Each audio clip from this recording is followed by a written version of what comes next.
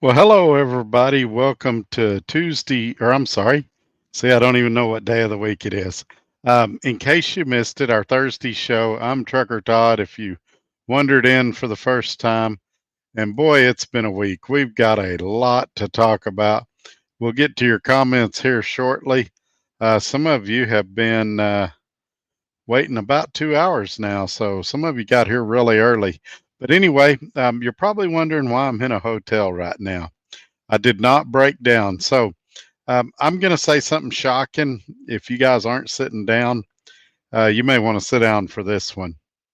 Uh, Brokers lie.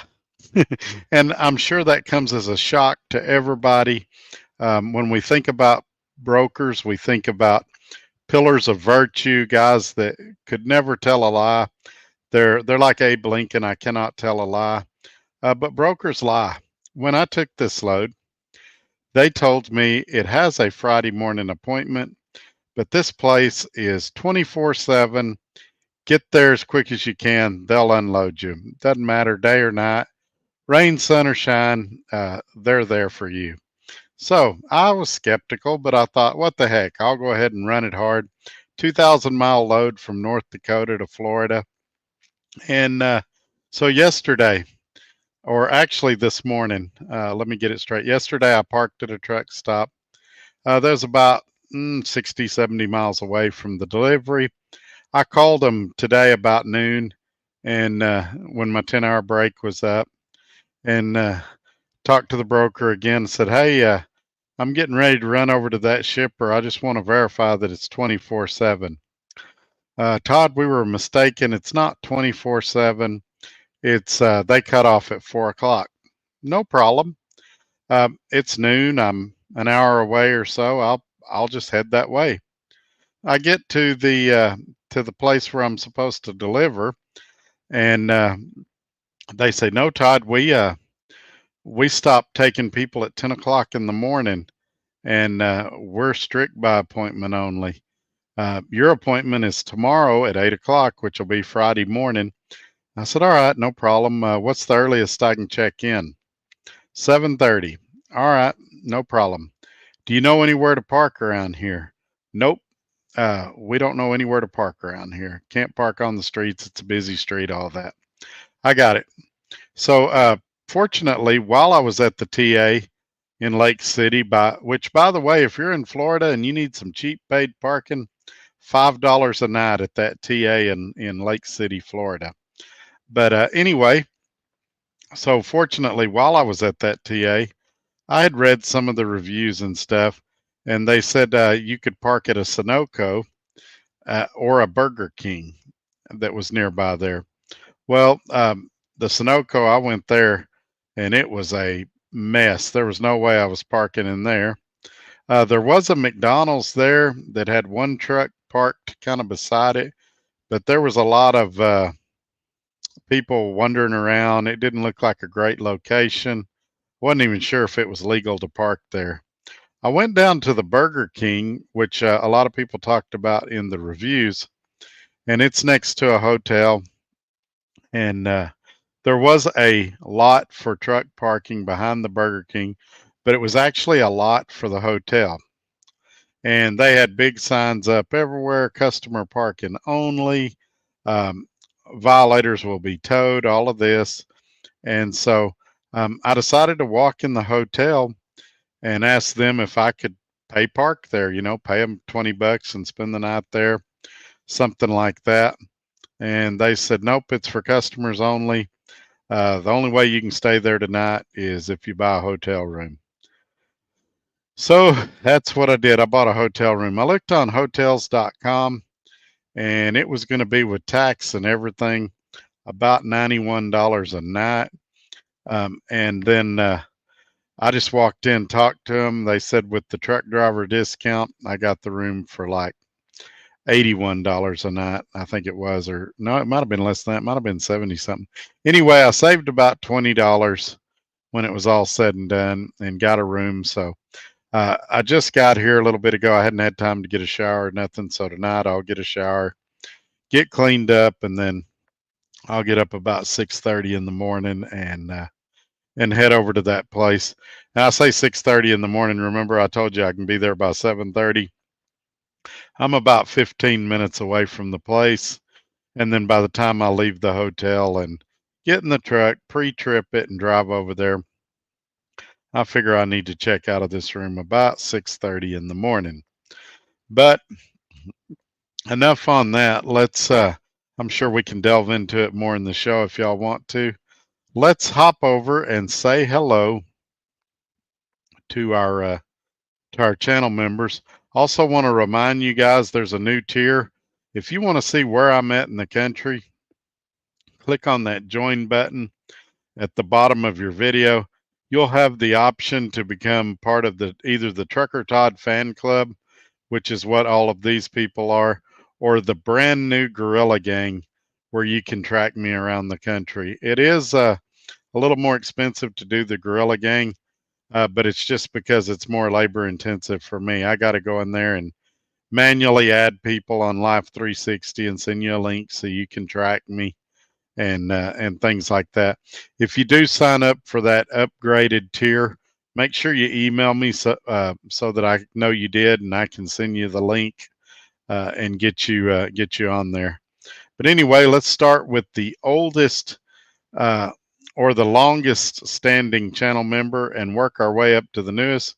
We've got Ramon, Robbie Ross, Corey Oatley, Midlife Trucker, Red Raider Reloading, Randy's Road Life, KC, Trucker Named Tim, Smaller Hauler, Oaser DM, Roger Berry, Brian Walton, Mark Ely, 18 Wheeler, Jordan B, Tracy H-Man, Davenport Family, Josh Burton, Asphalt Jungle, Shane Lee, Grafton, Daniel Lynn, PT Bullet Boy Gaming, Scorpion Trucker, Trucker's Education, Ohioan Trucker, Ohioan, I hope I said that right, Armando Perez, Skyhook Trucker, No Fear, Ryan Peterson, Delphi Money, and Racing Ray, and Lance Calhoun. So I appreciate all of y'all doing that.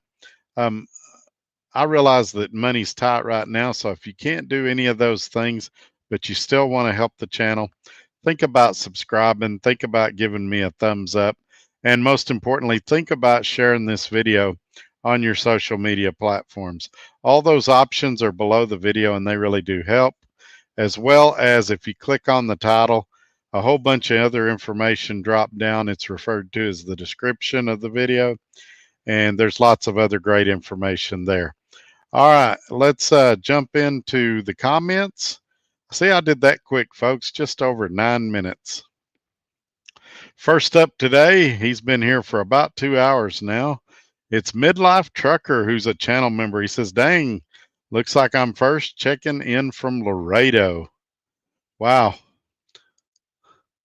And he also says, at the Cheeseman Southern Terminal, known to outsiders as Walmart.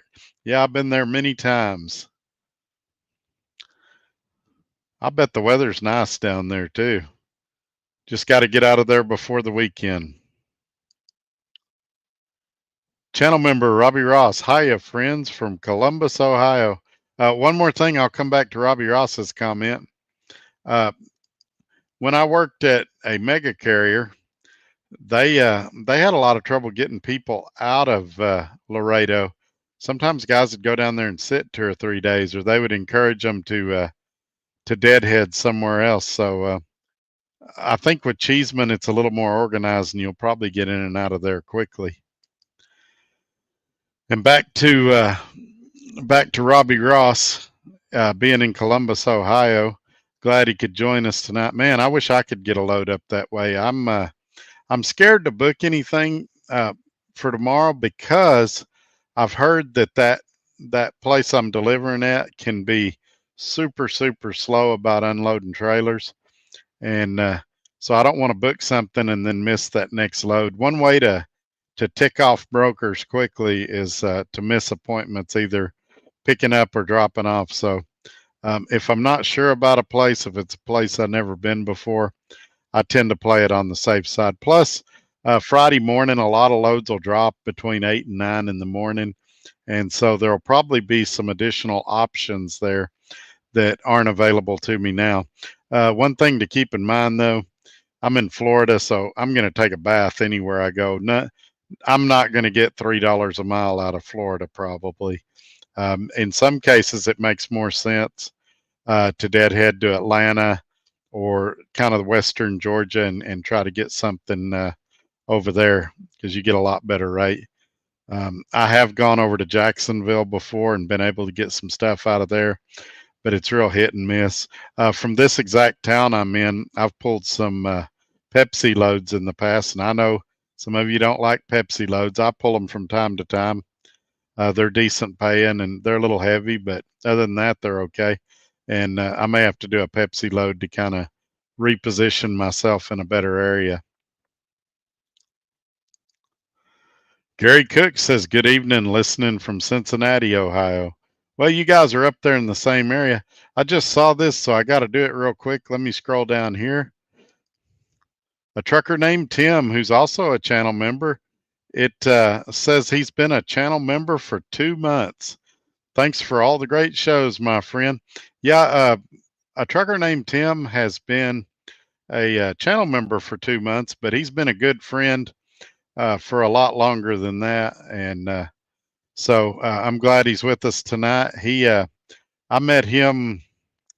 Well, I've met him in person, but we met online here doing these shows and stuff.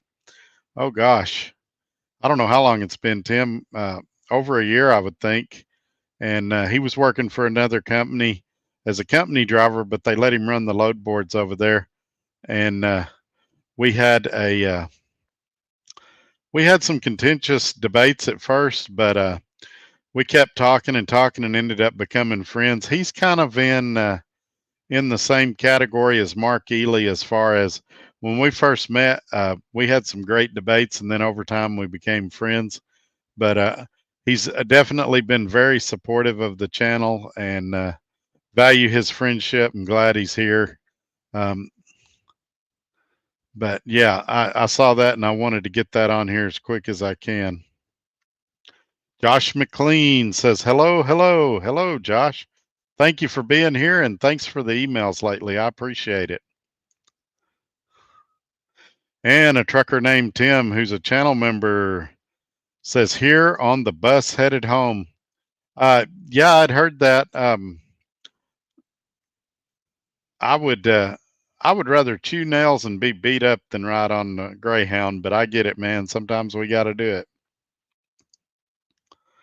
Midlife trucker channel member Tim on a bus.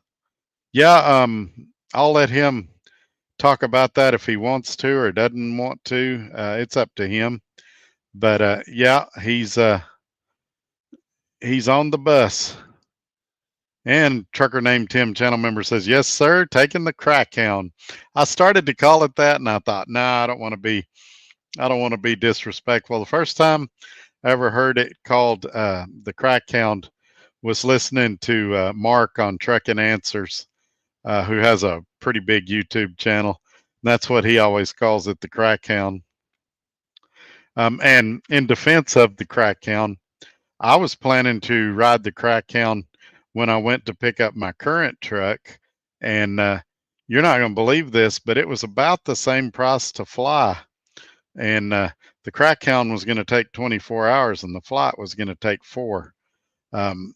And I mean, it was like within $30 or $40. I can't remember which one was cheaper, but they were right there to where it was worth it to save 20 hours of travel time.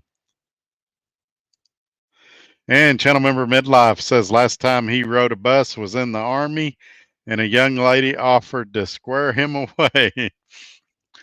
Well, that's the deal about riding on the crack hound. You can't join the Mile High Club, but I guess the crack hound has alternatives to that. But I've rode the bus a few times. I try to avoid it now. To me, there's a couple of things. I'm fixing to get myself in trouble. There's a couple of things that are big red flags when I'm thinking about going to work at a company or something like that. One of them is riding the bus, unless it's a short trip. Like I live in Lubbock. If it's a 3 or 4 hour or 4 or 5 hour drive to Oklahoma City or Dallas or something, maybe it's okay to ride it. But anything else, I want a plane. And the other big no-no for me is if I have to share a hotel room. I'm not big on that either. Um, it's especially when you're going to orientation. That's the time when you're supposed to show up and impress them, and they're supposed to show up and impress you. And if you got to share a room with 2 or 3 strangers that you just met, I'm a little uncomfortable doing that. I know it doesn't bother some guys. Some guys like it, but I'm taking a lot of phone calls, doing a lot of things in my private life like that, and I just don't feel like I got any privacy. Plus, I got my CPAP machine. I don't know these guys they got me rooming with. They may rob me blind while I'm asleep. And Don says, good evening, everyone. Good evening. And a trucker named Tim, channel member. Yeah, I took that ride from Detroit to Fort Leonard Wood, Missouri back in 90. Oh, yeah. One time, and I may have told this story before. For those of you that remember Quality Leasing, which was a part of Celadon, at one point in time, I bought a truck from them and leased it on to Dart Transit. This was, oh man, 2008, 2009. And we had to go to Indianapolis and look at that truck. And my wife and I rode a Greyhound up there trying to save money, trying to be cheap.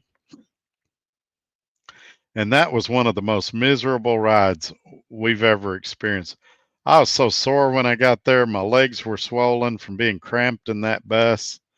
And so since that day, she and I both have vowed to use the Greyhound just as little as possible. OTC says, Todd, thumbs up. Thank you, sir. Appreciate the thumbs up.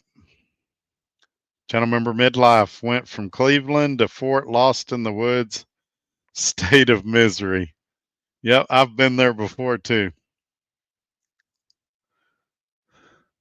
Pablo Adonis. Hey, Mr. Todd. Hey, Pablo. Thanks for being here. Channel member midlife, 1983 was when he was in Fort Leonard Wood, Missouri. Red Raider Reloading, channel member. Hello, ladies and gentlemen. Hello, Red Raider. He's out working tonight. I texted with him a little bit earlier. And P.U. Patel. Good evening, Mr. Todd. Good evening, Mr. Patel. Thank you for being here.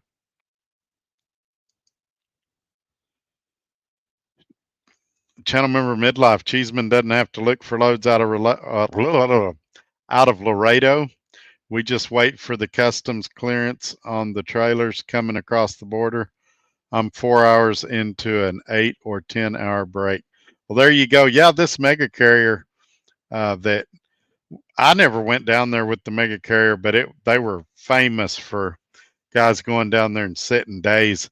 They had a terminal there, but I don't know what the major malfunction was down there. They had stuff coming across all the time. They have a really big terminal there, and it just for some reason you didn't want to go to Laredo with that mega carrier. But like I said, I figured Cheeseman had their ducks more in a row, and you could get in and out of there a little better.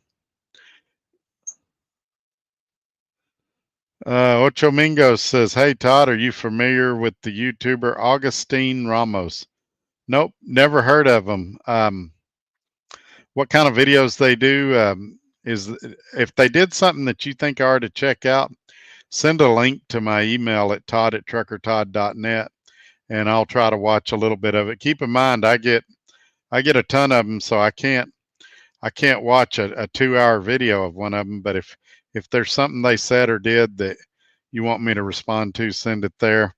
I will tell you that generally speaking, I don't try to watch a lot of other YouTubers. I do watch some of them, like Snore Lord sometimes, or Cash is King, or DIY, or some of them. Um, Trucking Made Successful. I watch them for market reports and stuff sometimes, but I try not to watch a lot of opinion YouTubers, kind of in the same vein that I'm in. I try not to watch a lot of Asian Mai, things like that, just because I want the opinions that y'all hear from me on here to be my opinion. And if I start watching a lot of other people that are flashy YouTubers or things like that, it might influence my decision or my opinions. And I don't want to be, just a carbon copy of what everybody else is putting out. And so, but if Augustine Ramos has something you think I need to see, just kind of tell me a little bit more about him. And Ocho Mingo says, no, I don't take the bus nowhere. I fly or drive, even when I leave and they offer a bus ticket. Thanks, but no thanks. Yeah. I used to have a spare car, and usually it was the cop car.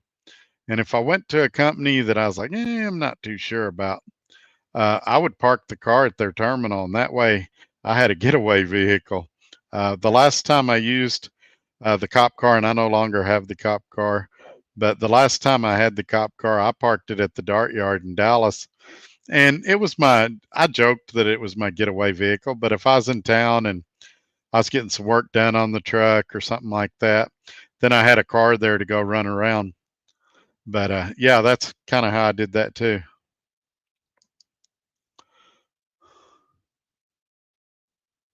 Red Raider Reloading channel member. Only men who like rooming with men are rump rangers. Yeah. Yeah. I guess, and I need to be careful how I say this. There's a lot of truck drivers that aren't married. They don't have any family left, or they're alienated from their family. And so they're looking for somebody to talk to. It was real popular in the old days when truck stops had restaurants. They'd sit up at that bar and they'd talk to each other, and they'd tell you how they were the best driver at their company and how they had told their dispatcher off. And they'd tell you what they would do and what they wouldn't do and all of that.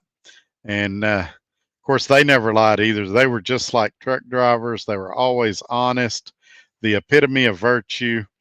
And so I think sometimes some guys like being in that environment because it gives them somebody to talk to. If they heard something in orientation they don't understand, they can ask questions. But I like to have a little bit of privacy, a little bit of alone time, and you'll see that for those of you, if I get to go to Matt's, which it's looking like I probably will, um, you'll see that I don't mind hanging out with everybody all day long, but at some point in time, I'm going to go to the hotel. I'm going to make a few phone calls. I may do a live stream from the hotel room, something like that. So just understand that while I may hang out with you all day, if that's what you want, at nighttime, I'm probably going to want to kind of go do my own thing at some point. I kind of have to unwind a little bit and prepare for the next day, things like that. Call the wife, call the family, return some viewer calls, things like that. And those people deserve the same privacy that you would want if I call you. So just try to be understanding about that if you can.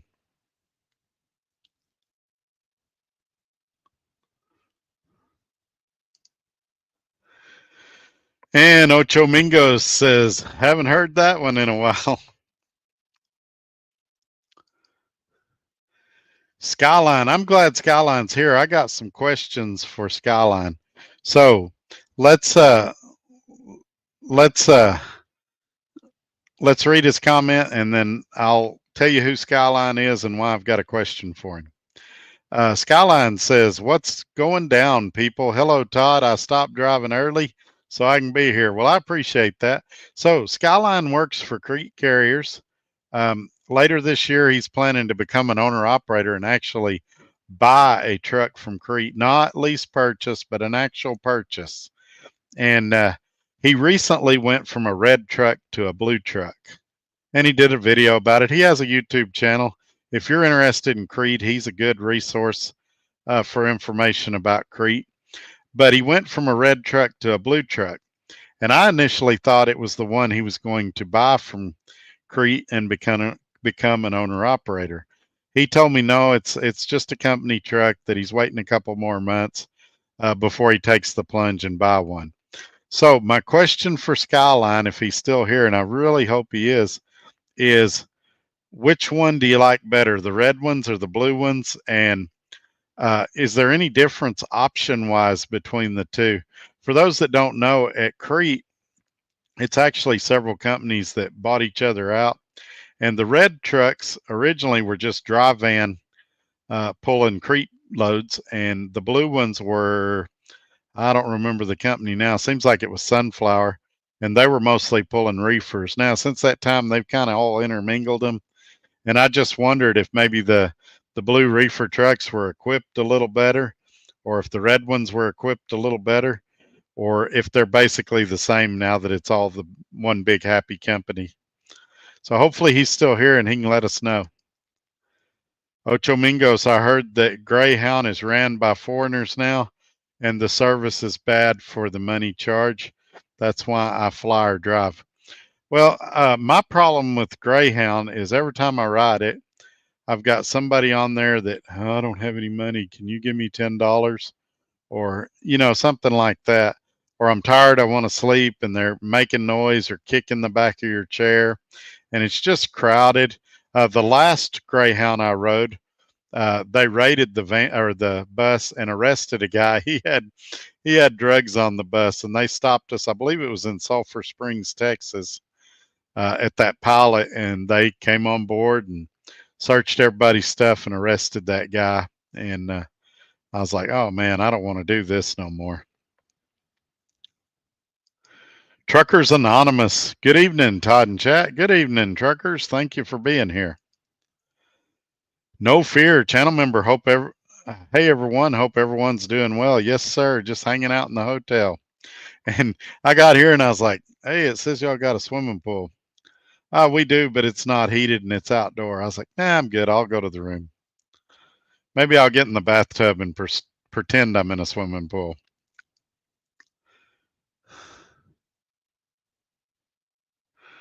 Ocho Mingos, was curious to see if you heard of him. In a nutshell, he puts down the industry. Some of it's true, but a lot of it is his own doing. Man, I'll have to check him out. Let me do this. Let me take a picture of his name so I don't forget. And then after the show or tomorrow or something, I'll check him out. I'm a generally positive person, so a naysayer's not going to sway me. I can check him out. But I would say that's true. I would say there's some different YouTubers out here. There's some out here that they're their worst enemies and they kind of self-sabotage. There's another group out here that they kind of do it because they like the drama. So they'll go to a company, they'll work 3 months, they do an orientation video, they do a truck walk around video, they do a 2 or 3 paycheck videos, and then they start some kind of drama about the truck or the company. And then next thing you know, they're at a company and they're doing the pattern all over again. And for my critics that say, well, that's why Trucker Todd does YouTubes, it's for the clicks. No, it's, I'm much happier doing what I'm doing now. It's stressful doing that, and you can wear yourself out. You can go to enough companies where they go, I don't want to hire you. You've had 10 jobs in the last 2 years or 5 jobs in the last year. And so I really want to be happy. I really try hard to pick good companies. I did go through about a 4-year span where I went through a lot of companies because I was desperate for a job, behind on money, and I didn't qualify them as good as I can. Now I'm in a position where companies contact me offering me stuff, and I have a lot of options. But I mean, I'm getting out of where I'm blocking them because as as long as there's an SRO Logistics, I want to work for them and be associated with them. And it's really true. People call me and they're like, do you really like it there? You're not on air now. You can tell me the truth. I'm your friend. And I'm like, yeah, I really do. And so I don't spend the whole show beating on the table saying this is the place you need to work. It's great. I just work here. And if somebody says, hey, where do you work? I tell them. Do you like it there? I tell them. And so it's working out real good for me. All right, let's see here. Red Raider Reloading channel member. Well, I enjoy a good chat with fellow drivers, but I'm not rooming overnight in the same room. Exactly. Go down to the Waffle House that's usually by the hotel or the fast food joint, and y'all sit there and eat a hamburger and talk it over there. When you go to your room, you know, you want to get a shower, you want some peace and quiet, you want to watch what you want to watch on the TV. You don't want to ask three other guys in the room, hey, is it okay if I watch this? Y'all mind? And never fails, one of them's on the phone. No, can you turn that off? I can't hear my wife. And it just, I don't know, uh, I know big companies that do it, and some of you may work for big companies that do it, but it's always been an issue with me.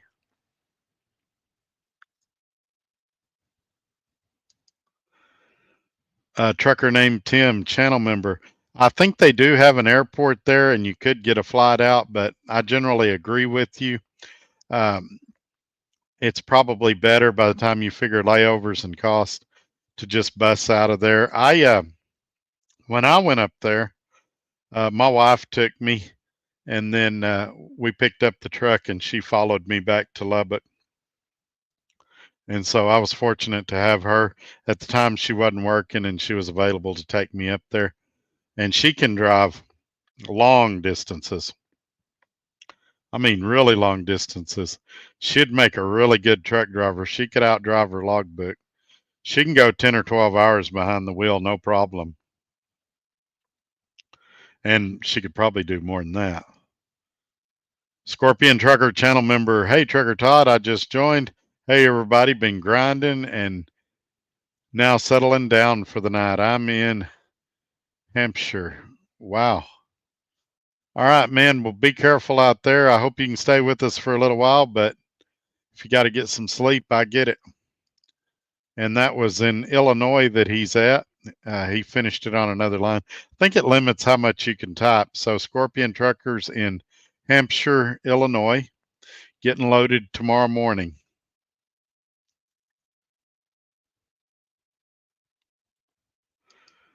Red Raider Reloading channel member wants to know, Tim, did you turn your truck back? Hey, check this out. I'm sorry, I just now saw this. We've got a brand new channel member. Bobby is now a channel member. We're glad to have you, sir. I've been trying to put out exclusive content on Mondays. I've been real good the last 2 weeks, but we thank you for being here and becoming a channel member. Welcome to the Gorilla Gang.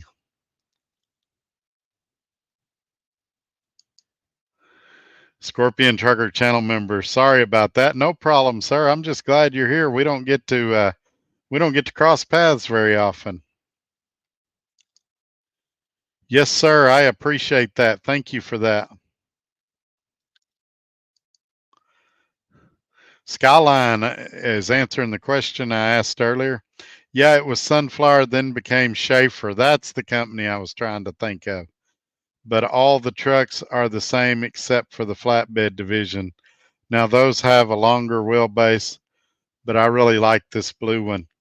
Is it going to influence your decision when you buy one, or were you already leaning towards blue when you buy your truck? Or are you going to get a red one, do you think? He may have just answered that question right here.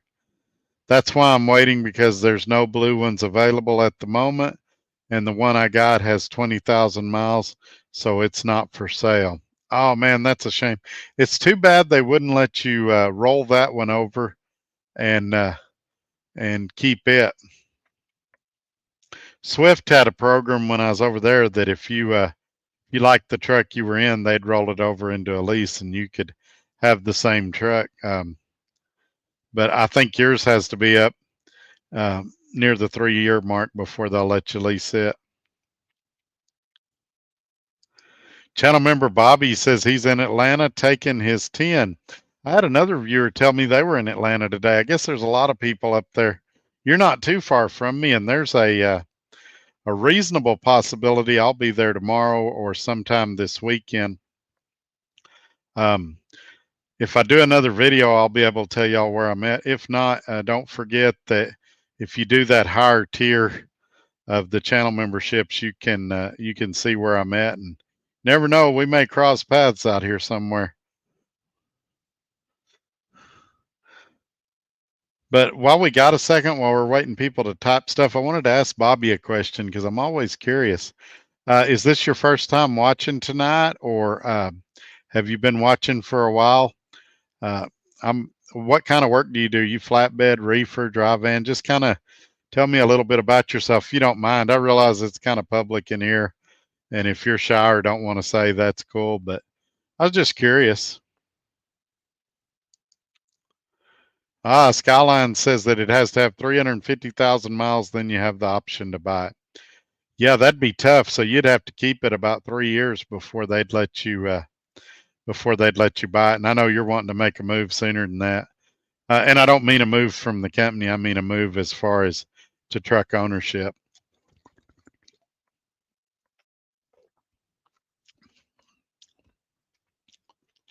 Yeah, that's one thing.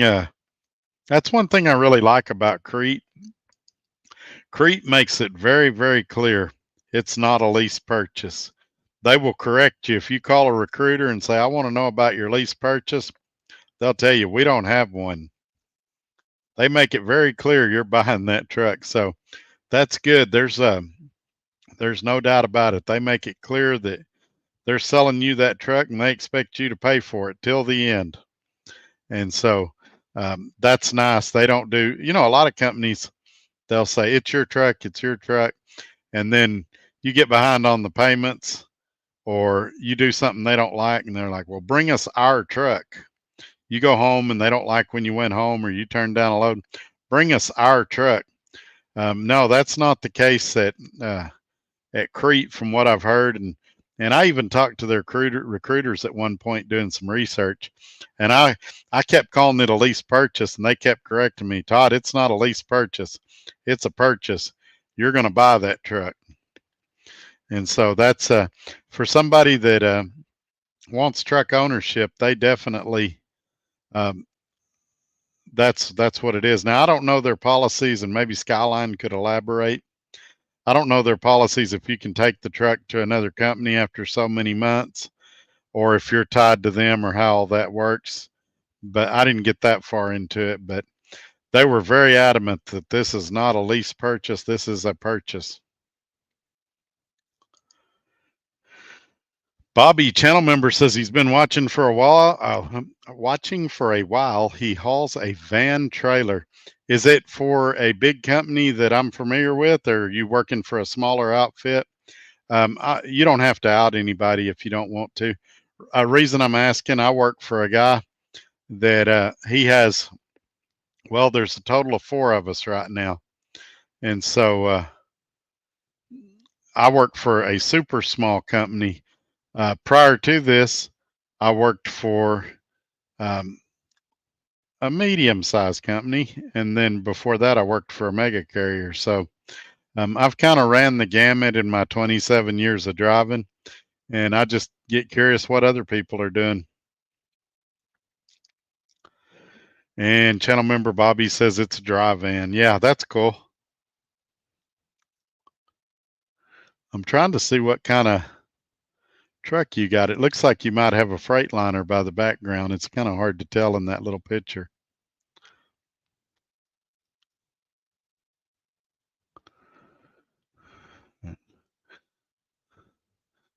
But we got a tired crowd here tonight. It's kind of quiet out there. If y'all got something you want to talk about, throw it up. And if not, we'll hop off here pretty quick. Equity. Channel member Bobby says Equity Transportation. They're out of Michigan. So is it like do you do like a dedicated deal with car parts or something where you run down to the south and then run back up? Or do you do basically over the road type stuff? Sorry I'm putting you in the hot seat like this. It just we get somebody new. I kind of like to introduce them and get to know them, and then that way, if we have a guy 3 weeks from now that comes in here and he says, "Hey, I'm looking at this company called Equity. Have y'all ever heard of them?" I can say I've never worked for them, but we got a guy in here, Bobby, that knows all about them, and so it gives us a chance. That gives us a chance to get people the help and information they need. Channel member Bobby, it's an older pick. He's in a 2024 international. I actually looked at an international prior to getting this truck, and they have a website, internationalusedtrucks.com, that, I mean, even with bad credit, they'll finance you. And it's directly from the International Corporation.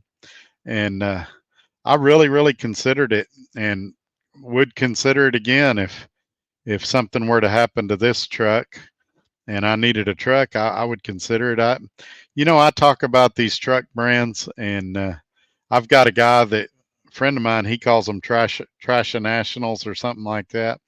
And I tell him on all the brands, I could argue for or against any of them for 15 minutes, no problem. Every one of them has their good points, and every one of them has their bad points. Um, I personally like the sleeper on an international. I can put a lot of crud in there, a lot of clothes, a lot of gear, things like that. To me, it's set up good for the kind of stuff I've got. But my friend, he always bumps his head on that top bunk, he says, and I never do because every truck I got the top bunk down so I can put stuff up there. And my current Freightliner, the guy that had it before me built a custom top bunk, and so it's fixed anyway. You can't move it, and it's about like being in an international. So I wouldn't be afraid to drive an international. Skyline says yes, you can take it somewhere else if you're not happy, but that's not the case here. We have people coming over from Mercer, Landstar, and some other. Yeah, and another thing to mention about Crete is Skyline has been there multiple years. I think over 5 years. And so he's not a guy that's been there 30 days and he's just trying to reel you in. He really likes it there. I've heard him talk about before when he gets to the home terminal that they know who he is when he walks in. So he really is happy over there, and I agree. He could probably care less if he could take the truck to another company because he's found a home and he's not planning on going anywhere. And from the looks of things, it looks like they work real well with him for home time and stuff. I know he went to a graduation a few months ago and stuff like that, and they worked with him real good to get him back for that. P.U. Patel, Trucker Todd, how many trucking jobs have you had? Which one was the one you wish you would have stayed besides SRO? So I've never calculated over the 27 years. It's going to sound worse than it is. Several of the companies went out of business is why I left. Some of it was life events. Like I was homeschooling my son on a truck for a couple of years when we got done with his homeschooling. I needed to come off the road for a while because he didn't have nowhere to go. And well, he ended up going with his mom, but I needed to be there. And so I went back to selling cars for a little bit so that I could be there for that. So it's really some of it. I've been to some companies a couple of times, gone back after a few years. What I would tell you is if you take a look at the last, let's say 4 years, I've done what I call vertical moves. And it's where I'm going to a better situation than the one I was in. Roadrunner was a great situation, great, but I had a Volvo, a 2015 Volvo, and I was in Flagstaff, and it broke down. Basically, the whole right side of the engine, all the after treatment stuff had to be replaced, the EGR, all that. $23,000 repair. When I called Roadrunner, they said, nope, your warranty just expired. When the Volvo dealer looked it up, they said, nope, you've got about 200 miles left on your warranty. We're going to cover it. It's not going to cost you a penny. Now, it's still, I had hotels, I had food, all that. It still cost me about $1,500 for that breakdown. It cost me a week of running while I was in a hotel. But I determined on that day in Flagstaff, I wanted a warranty. And so I called Roadrunner because I was happy there. And the guy's name, well, I'm not going to say his name. He's not there no more. But he said, Todd, we're not going to let you get a new truck. At the time, they had TEL trucks, TEL, and brand new trucks. And I said, hey, let me get one of those TEL trucks. Run this truck through the auction, and I'll pay you the difference, whatever it is, whatever I still owe you after it sells in the auction, I'll pay you the difference. And he said, no, we don't want to do any more TEL trucks. You'll just have to stay in that one. And I said, Brad, this deal's kind of, oops, I just said his name. His name was Brad. He's not there no more. But I said, this truck, I'm scared of it now. It's $23,000. If I'd have drove it 200 more miles down the road, I'd have been on the hook for $23,000. I want a warranty. And he said, well, I don't know what to tell you. Try to buy an aftermarket one. Well, for those that don't know, they're very pricey. 10 to 15,000 is not unheard of. Sometimes more than that for warranties for these trucks. And I just had that repair and been down a week. So I said, you mean you would rather, and I'll never forget this phone conversation with him. I said, you mean you'd rather lose me than let me get a new truck? He said, we don't want to lose you. He said, you're one of our top drivers, but we're not going to give you another truck. And I said, all right, I'm going to start looking at other options. Well, I'm a creature of habit. I had worked for Dart before. I'd had a great experience, and I wanted to run the load boards again. And Dart had, at the time, they've got it froze now. They don't let anybody in it. They had an OPI program, which is where you ran the spot market. And I called them. I'm still friends with a lot of people there to this day. And I said, hey, I want a truck with a warranty. And I said, I'd really like a Peterbilt. And I said, I want to be on that OPI board. And they said, oh, we got to get you approved for that. I said, well, get me approved and call me back. If you can get me on the OPI board and get me a Peterbilt, then I'll leave Roadrunner and come over there. Now, it was real convenient because I was out of the Grand Prairie terminal there in the DFW area, and Dart is in Lancaster, Texas. And so they called me back. They said, we don't have any Peterbilts right now available, but we can put you in a Kenworth, and as soon as one comes available, we'll transfer you over. And I said, will that Kenworth have a warranty? Yeah, it will. So I said, all right, I'll do it. So I went to Grand Prairie, turned my truck in. The very next day, I went to Dart, and I got that 2019 Kenworth.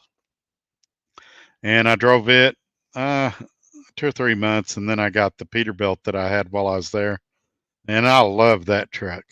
And so I view that as a vertical move. I went from an older truck that was giving me some concerns about maintenance to a warranty truck that was exactly what I asked for, running the spot market, which was exactly what I asked for. And keep in mind, this is right before rates shot up.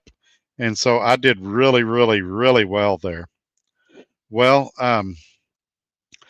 proceed along a little bit. I started having some honesty issues with the shop, particularly the one in Ellenwood, Georgia, and the one in Lancaster, Texas. And I caught them. There's a video about it. You can go back, check it out.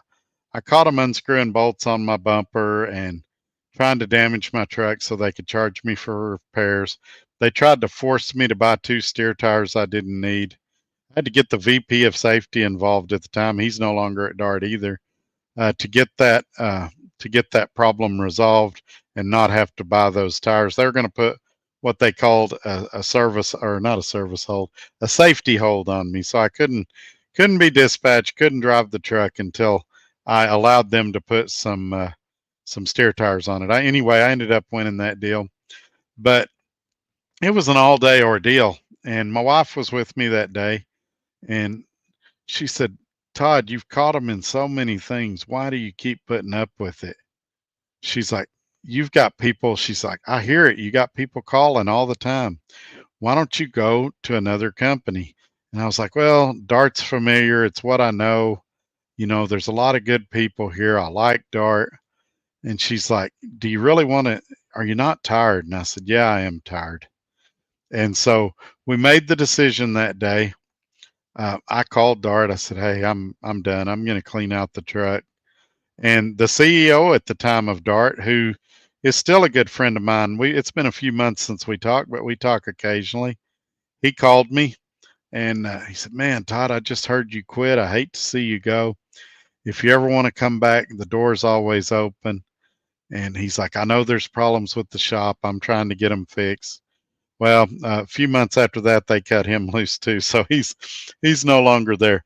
But what I did is I had some people I knew at Swift. Swift and I had a dialogue, and Swift said, "Hey, we're beta testing a load board, and with your experience at Roadrunner and Dart, we'd like you to be on that beta program. We'd like your input. We'd like your advice. There'll be, um, a video call each week that we'll want you to participate in. Give your opinion. Tell us what we're doing right, what we're doing wrong, and we'll put you. We can't guarantee a new truck, but we'll put you in a really new, really nice truck." Well, I said, "I don't have to have something new and nice. I want something with warranty." They told me about their MRP program, which was going to be a 2019. Sorry, this story's taken so long. They were going to put me in a 2019 Kenworth in El Paso, and it was going to have a warranty, their MRP warranty. So I drove out they rented me a car. I drove out to El Paso, looked at the truck, and it looked like a flood truck. It had rust all over it by the connectors and everything. It looked like it had been underwater. And I called them and I said, "Hey, this truck's not going to work." They said, "Well, what if we painted over the rust?" I said, "Well, that still doesn't help if it's got electrical problems from all the water that's been through it." And they said, "Well, what if we replace the parts?" I said, "No, same thing. I'm not going to feel comfortable with this truck." They said, "Well, we've got a 2020." They said, "I know you don't like Freightliners," which is not true. I don't mind Freightliner. It just at the time I really wanted either a Kenworth or a Pete because of what I'd had at Swift. So they said, "If you're willing to consider a Freightliner, we just had a 2023 come up, but it's in Dallas." So I drove that rental car, same rental car I took from Lubbock to El Paso. I drove it to Dallas. And the second I saw it, I called them and I said, "This is the truck." Now, it took them just over a month to get me on that beta test and load board. And of course, you can imagine all the comments. "Oh, he only got on it because he's Trucker Todd," and all of this. It wasn't the case. It was because of my experience, and it was pre-negotiated before I ever worked there. So, again, I consider that a step up, a vertical move. From there, I went to F2F. Um, Again, it was because of the beta testing of the load board. To this day, it's still not working. It was a disaster. They went through like 3 different groups that were working on it since I was there. While I was there, they'd bring in an IT department and fire them and get a new one. They just never could get it working. And I really wanted to be on the spot market. I really wanted to be running the load board. And so I went to F2F. We all know what happened there. I had an accident after about 3 weeks there. And then I came here to SRO and have been here ever since and consider it happy. So that was a long way around to tell you that I feel like everything I've done, especially in the last few years, has been a vertical move to move myself onward and upward. Now, if I left here, I don't think I could do a vertical move. If after this video Scott called me and we had a big argument, and I said, you know what, Scott, I quit. I don't think there's anywhere else I could go that I could match what I've got here. Maybe money, but not freedom. I've got freedom and decision making abilities that very few companies would give me the latitude that I have here. All right, I'll get caught up on your comments. Channel member Scorpion Trucker says, why are you in the hotel? Basically, the broker lied to me, said I could deliver at this place anywhere 24/7. The appointment's tomorrow at 8 a.m. I couldn't find anywhere to park around here without staying at a hotel. So I got a hotel so I could take advantage of the hotel parking. Smaller Holler channel member, good evening, Trucker Todd. I was just down in that area Sunday. Too bad you're not still here. We could hang out. And I got here at a good time, like 2 o'clock today, so I'm getting to take full advantage of it, but I'll be checking out early in the morning. Red Raider Reloading channel member, I-20 East out of Merkel, wreck, backed up. Oh no.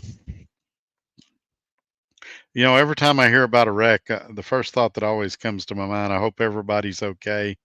I hope there's no fatalities or nothing like that.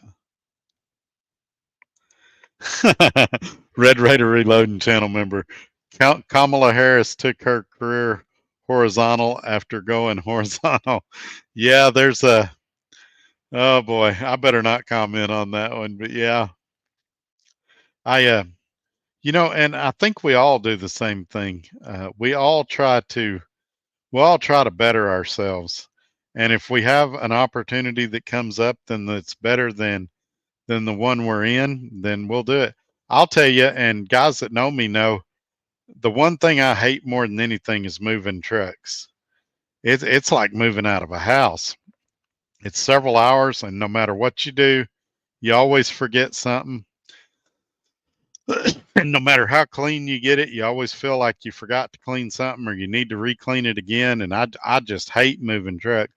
And you're usually doing it in a hurry because the trucking company already has a load for you on your next truck. And so it's not something I take lightly. I don't enjoy changing companies, but if I've got an opportunity, if I've got an issue with a teenager that I need to be home more to be a part of that, to fix that, then I have to do what's best for my kids and for my family. And if I've got a situation, you know, other personal problems, I've got to take care of those things. If I've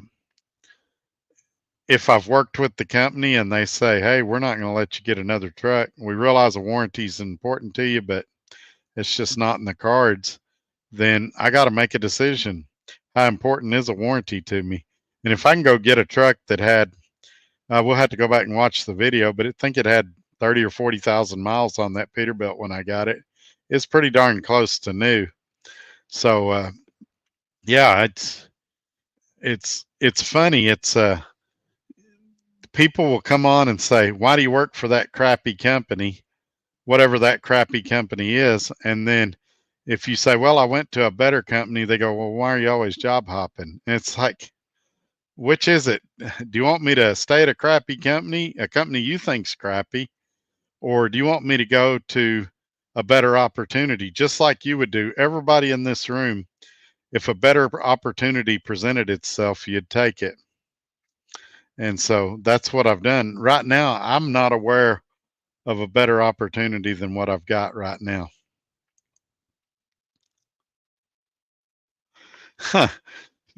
Red Raider Reloading channel member Kamala Harris went horizontal to get her career to go vertical. Well, there's multiple ways to climb the ladder. Let's say it that way. Skyline, I started watching your videos when you were getting ready to go to Swift. Wow, that's been a while back. I think you know, I tried to figure out why people get that opinion that I'm a job hopper. And I think it's because I never take my videos down. I mean, you can go back in the YouTube archives and you can find when I was at Trucks for You, but that was many, many years ago. And when you drive 27 years, it sounds like a lot, but if I was to write it out on paper, it's not as bad as it sounds. And when you hear my explanations, they make sense as well. Daryl says, hello, fellow Texan. Hey, Daryl, thank you for stopping in tonight. Skyline, out of all the YouTubers, you're the only one that really gave me some advice on getting my own truck. Well, I appreciate that. I I guess I've said this in a few videos. The reason I try so hard, and it's stressful, the reason I try so hard to answer everybody's comments when they email me, when I try so hard to read all the comments in here, is because I know how it feels to be on the other side. I know how it feels to be a viewer and to have a YouTuber you really like, you really expect their opinion, and you send them a message and they ignore you. You're not even important enough to them that they can respond.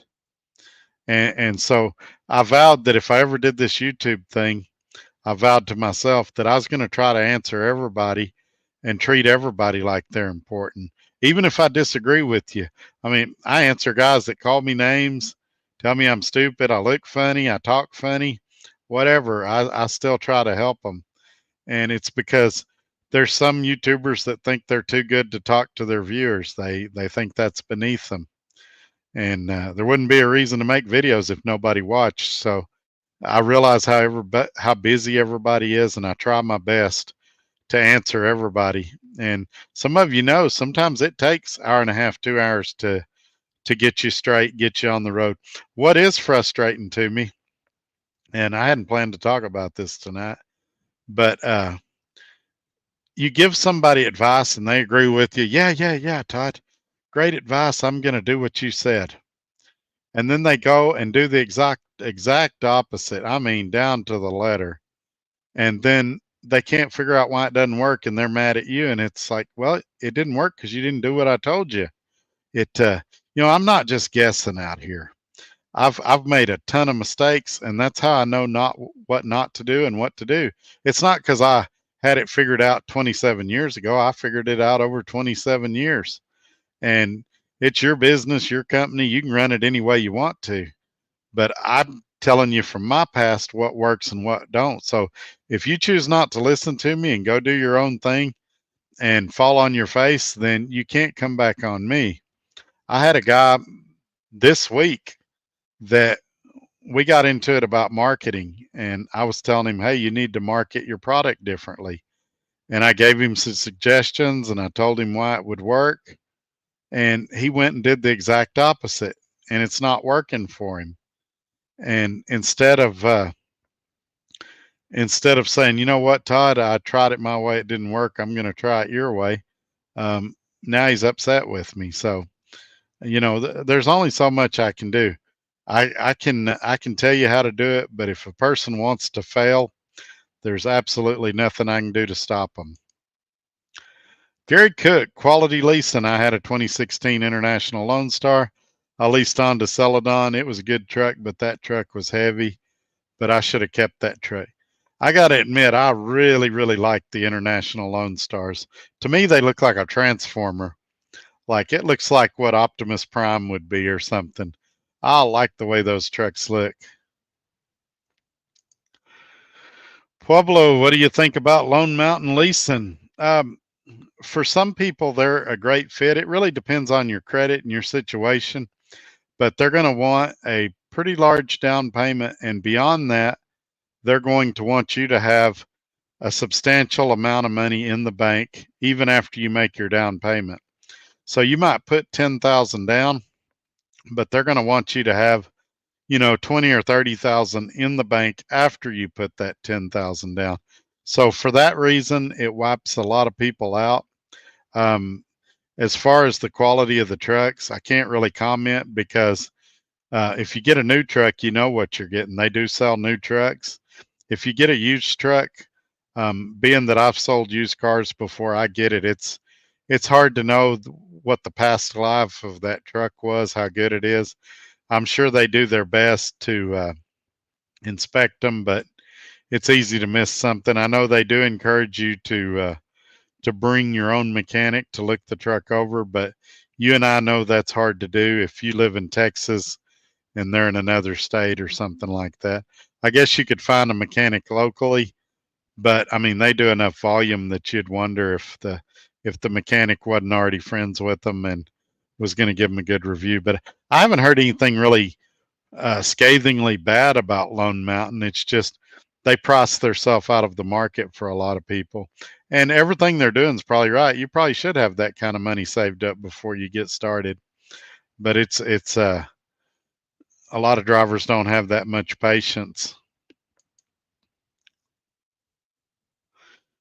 Red Raider Reloading channel member. Let's see if I can figure out. He says the KO. Midlife Trucker channel member. Everything in my truck is in some sort of container. I moved from the International to the Peterbilt in about an hour, including armor all in the floor. Wow, that's pretty good. Red Raider Reloading channel member. The job I have now is the best job I've had, other than having tried to be an owner operator in my younger days. Hence why it didn't work. Yeah, it. There's so much to it. I think back to, and I've shared this before. My dad was a cotton farmer for most of my childhood, and you could have a great crop, be doing great. The prices could be good, and then a hailstorm could just wipe your crop out, or too much rain, or too much heat, and you were so beholden to the weather. And trucking, being an owner operator, is the same thing. You can work for a great company, you can have a great truck, and then something can happen that's totally out of your control, and all of a sudden you're behind the eight ball. And I mean, it could be you're parked at a truck stop and somebody backs into you and you can't get parts to fix your truck. It could be a sensor goes out and they're on back order. There's so many things that can get you. And the one thing I want to say, and I really want to say it now because there's a lot of you that are contemplating, can I make it? Am I going to fail? You can do everything right and still fail. Everybody is one major breakdown away from breaking down, or almost everybody. And I shared this in a video last week about Scott, which is the guy I'm leased on with at SRO Logistics. He went in, had like a $2,500 repair on his radiator. He thought, all right, I'm good. I can go back to work. And his truck is nice. I mean, it's a nice truck. I would love to have his truck. It's a yellow Volvo and it's got an APU on it. It's well taken care of. He does the maintenance on it. It's a good truck. But he gets that radiator fixed. 2 days later, he has to replace the turbo. Another $8,000. So now he's over $10,000. 2 days ago, has a steer tire blow, tears up his fender liner, everything. It's another $2,000. So in the past week, he spent over $12,000 on his truck. Now, guys that have never owned a truck are going to say, well, he should have that money saved. It's no big deal. He obviously did have that money saved. He's got his truck fixed. But guys, how many of us right now, if we had to, could pull $12,000 out of the air? I'll tell you point blank, I couldn't, nowhere near it. And if I called every friend and family member I had, I couldn't get $12,000. And so when people ask me, how much should I save? How much money do I need to have? As much as you can get. I shared about the $23,000 repair, and this was several years ago on that Volvo. I also had an International while I was at Roadrunner. My first 4 weeks there, it needed an engine. It had become dusted at some point, which means it got dirt in the engine somehow. I'd only had it like 2 or 3 weeks, so they know I didn't do it. And it was going to cost $43,000 to rebuild that engine.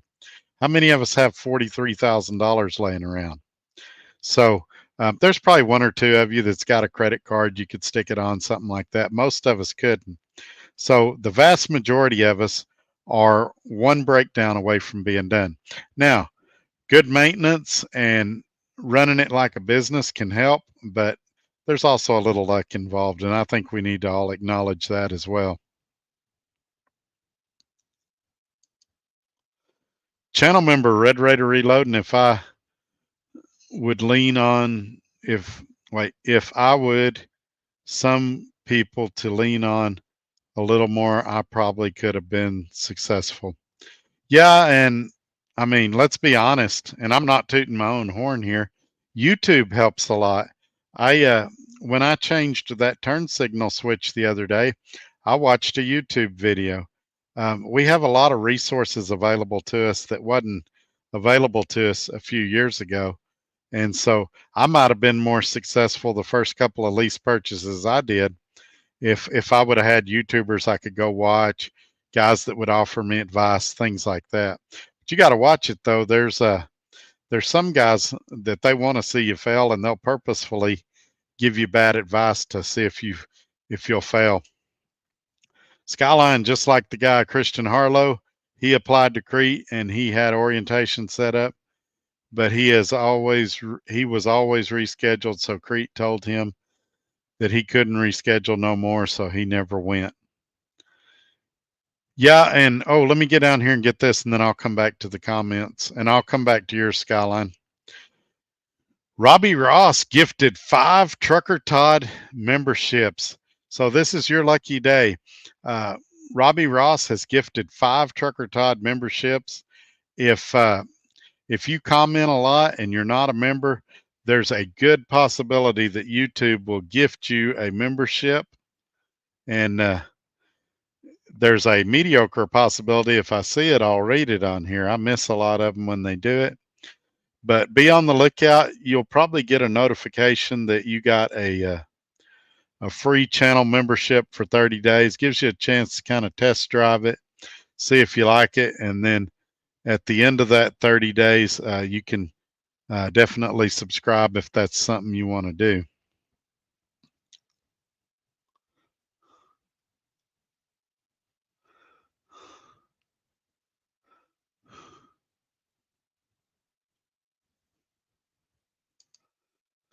Robbie Ross, channel member. There's a name, Skyline. What a character.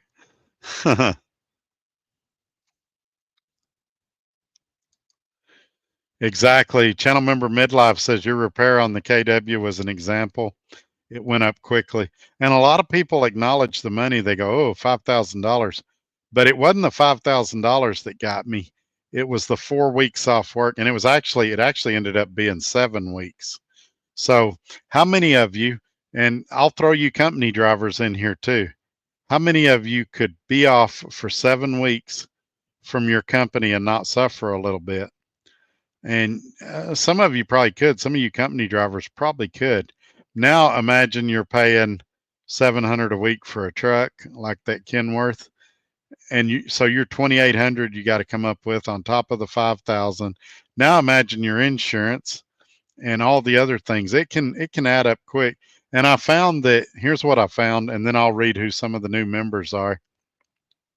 Here's what I found about that though. Guys that had never owned a truck were very critical. Experienced guys, and I'm talking about retired trucker that's in here and a lot of others, would send me comments and they're like, man, Todd, I feel for you. I'm sorry. I've been in your shoes. I know what you're going through. So people with actual experience were very, very sympathetic. People that had never done it were know-it-alls, and they're like, oh, you idiot. This is why you should never do this. This is why you should never do that. But it's because they've never done it. They don't have a clue what they're talking about. All right, let's talk about who got some of these channel memberships courtesy of Robbie Ross. We've got RGB, who's now a channel member. Tattooed Trucker. We've got Trucker Dan. And my name is Nobody. Wow, so that's 4. We should have one more. Maybe it'll give out another one here in a minute. Trucker Dan, I've seen him on another channel I watch sometimes. Some guys I used to work with at Swift, they have a YouTube channel, and He goes on there a lot too.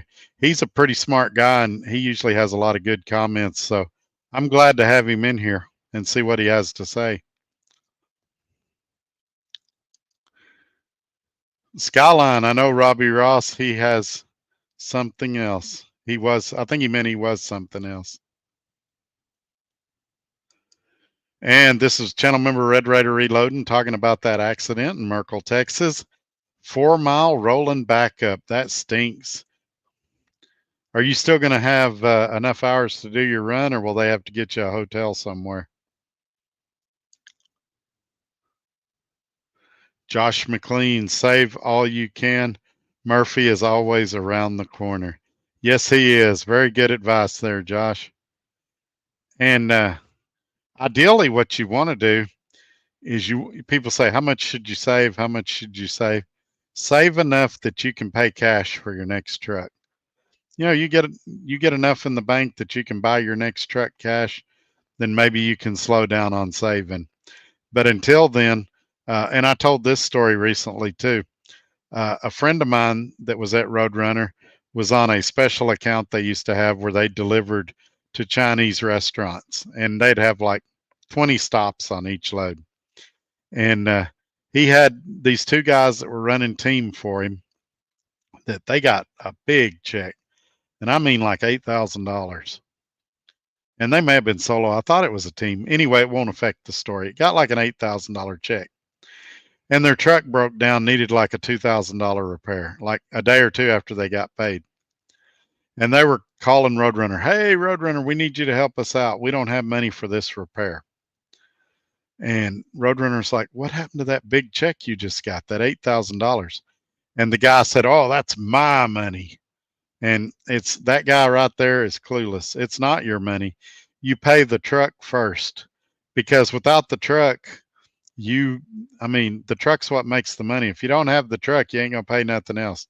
So you take care of the truck first. And I realize, especially in this economy, sometimes that's easier to do and sometimes it's harder to do, but you got to take care of the truck. And if you have that it's my money mentality, then you're just, Murphy's Law is going to slap you in the face pretty soon. Skyline, I know Robbie Ross. He's something else. Yeah, he's a good friend.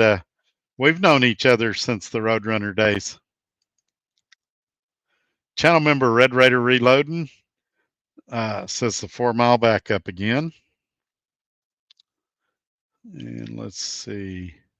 Nope, some reason I'm reading all the same comments again. Let me scroll down. Man, I need to drink more of the Coke Zero. Give me just a second.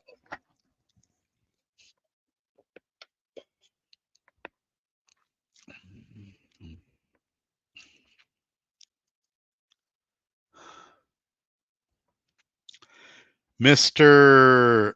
Aliyev, I hope I didn't mispronounce your name. What's a good company driver pay nowadays? I would say you want to watch Midlife Truckers videos.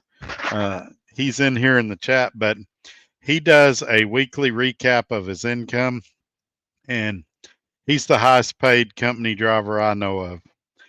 Some of his loads are really, really close to $1 a mile. And for a company driver, that's excellent. So he does a breakdown every week, whether he has a good week, bad week. I'll give you a little spoiler alert, though. He never has a bad week. But if you're wanting to talk company driver stuff, that Midlife Trucker over at Cheeseman, he's got it nailed down. And Skyline says probably a month and I'll be broke. Well, I hope not. I hope not.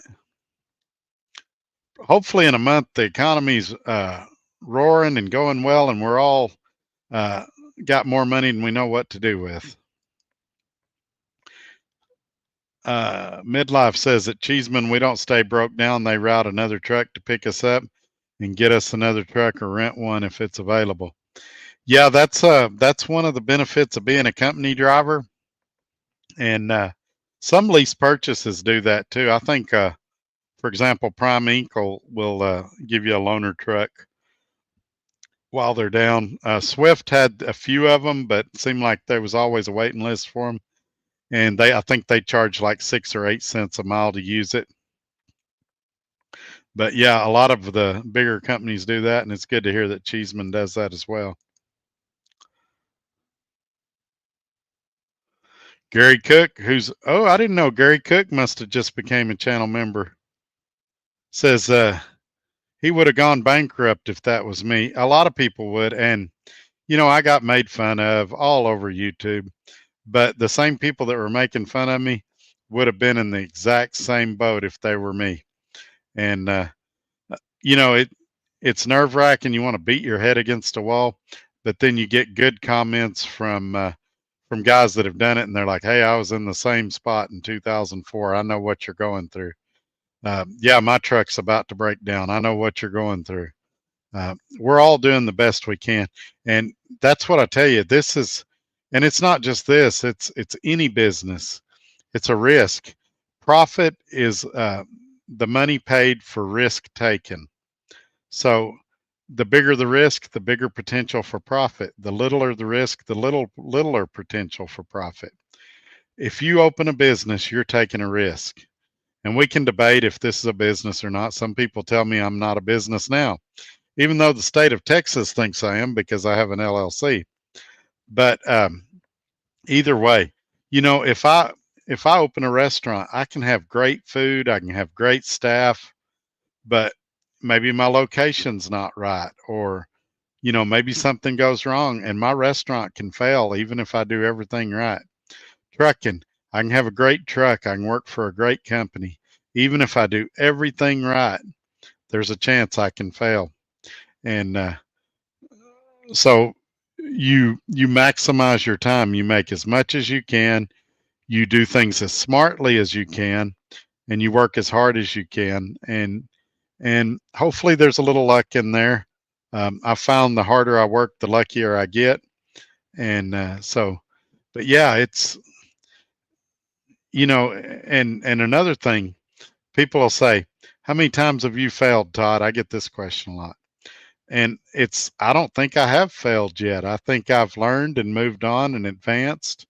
I don't view it as a failure. And I talked about Thomas Edison inventing the light bulb. And he said, I didn't fail 1,000 times. I found 999 ways that didn't work. And that's how you have to look at it. I don't feel like I've failed yet. I've come close. When that KW went down, I came real close.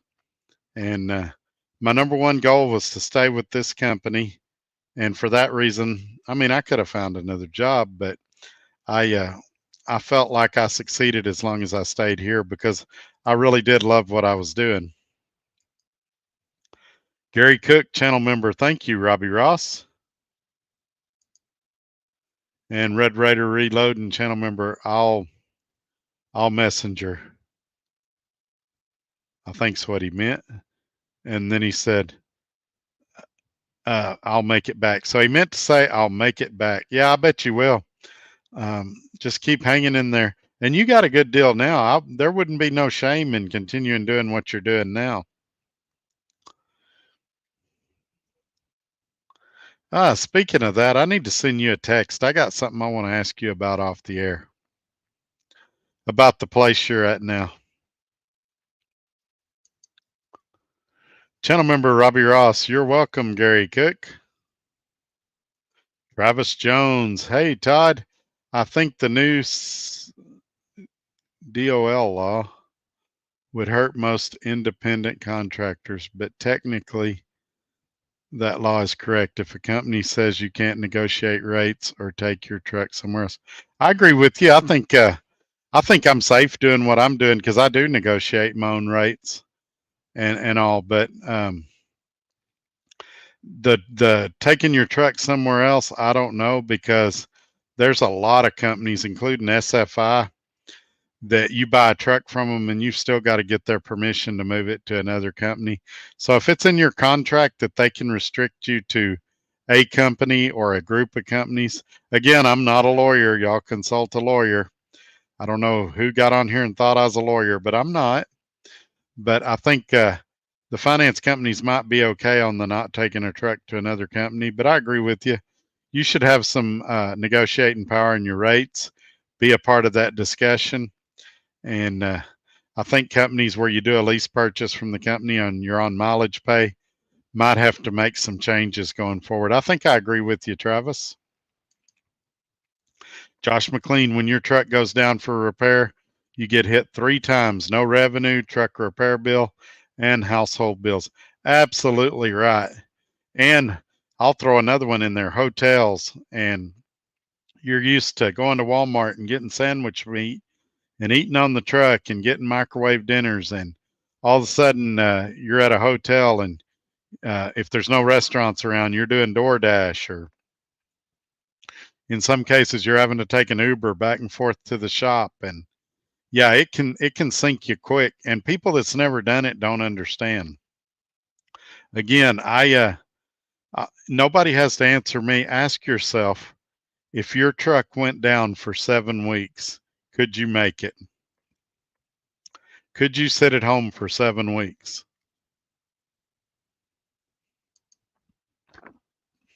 Channel member midlife. Find a carrier with good culture, home time, equipment, compensation, knowledge. Hey, that's a good one. I like that. Red Raider Reloading channel member. I-20 is shut down, running service road now. Man, it just gets worse and worse. Are you on your way back to Lubbock or away from Lubbock? P.U. Patel, it's always good to work for a company that will provide a loaner truck when yours is down for whatever reason. Yes and no. I've been around some companies that they had loaner trucks, but you'd be better off walking than driving one of them. And I don't want to throw any companies under the bus, but I know several drivers that their truck broke down. They got a loaner truck. The loaner truck wouldn't pass DOT inspection. It was breaking down all the time.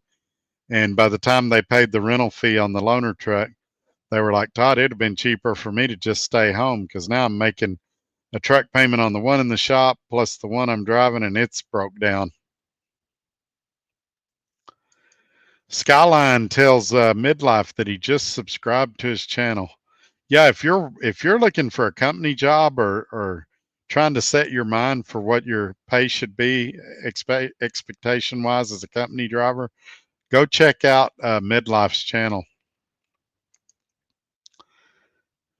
Channel member Gary Cook. My truck is my home. I'm single, not married, no kids. I stay out. I go home usually around the holidays, but most of the time I'm on the road. I love what I do.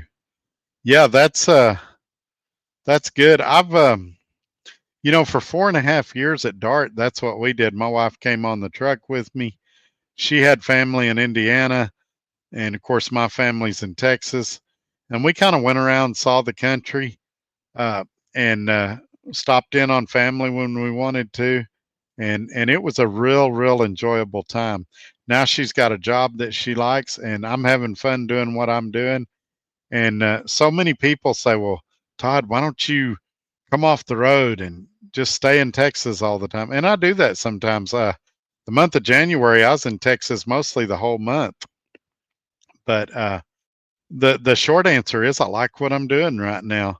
If I get to a point where I'm tired of it or I don't like what I'm doing, I can still run Texas freight. But I like going around, seeing people, meeting people, waking up in a new place every day. And I'll tell you something else I've noticed. When you do go home, your quality time with your family is a lot better. Um, you pay attention to your kids and your grandkids more.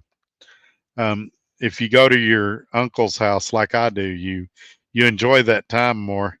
I'd love to be there for the Super Bowl. I don't think I'm going to make it this year, but he's a big Kansas City Chiefs fan. And if there's any way I could be there, I'd love to be there to go or to watch the Super Bowl at his house with him. He'll have a lot of snacks there, and it'll be a good time. I'm sure my wife will go over there if he invites her. But we're weird about that. He tells us we have an open invitation, but I'm still old school. I like an invitation. I like to be invited and not just show up. Gary Cook, channel member, my credit score is around 600. Well, mine pre KW breakdown was starting to get really good.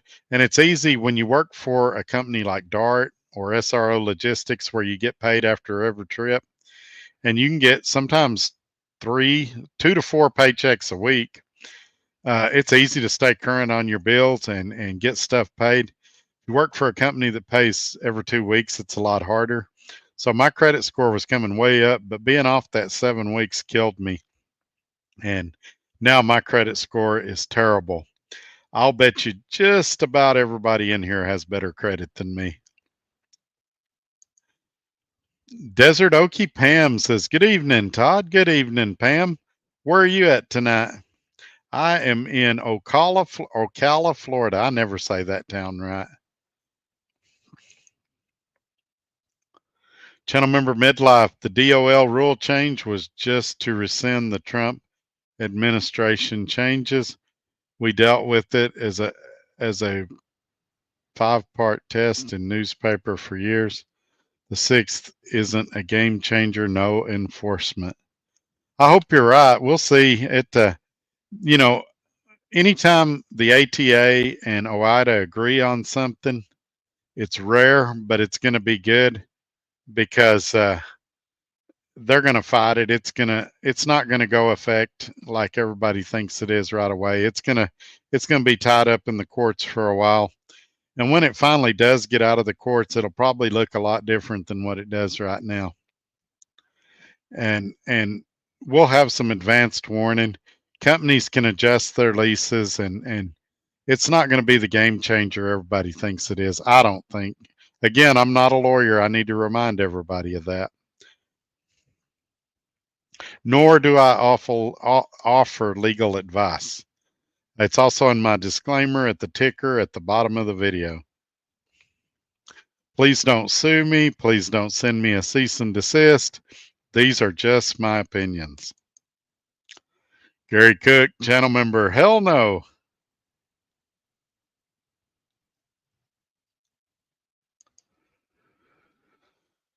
Bobby, channel member, says, how about LRM in Pompano Beach, Florida? They offer truck lease like Lone Mountain. Yeah, and it's significantly cheaper than what Lone Mountain is to get started. They also have a location in, I believe it's in Rome, Texas. They've got 2 locations. I know a little bit about them. I talked to them years ago about getting a truck from them, and didn't seem like a bad outfit. They go through the trucks pretty good, especially mechanically. But nowadays, especially if you watch their YouTube channel, they focus a lot more on maintenance than they do anything else. How-to videos, things like that. So I've never bought a truck from them, and I've never actually talked to a driver that had. But having said that, I don't know anything bad about them either. What have you heard about them? I'd love to hear if anybody else has dealt with them or knows anything about them. They used to have a pretty broad truck selection, but now it seems like they've got mostly Freightliners.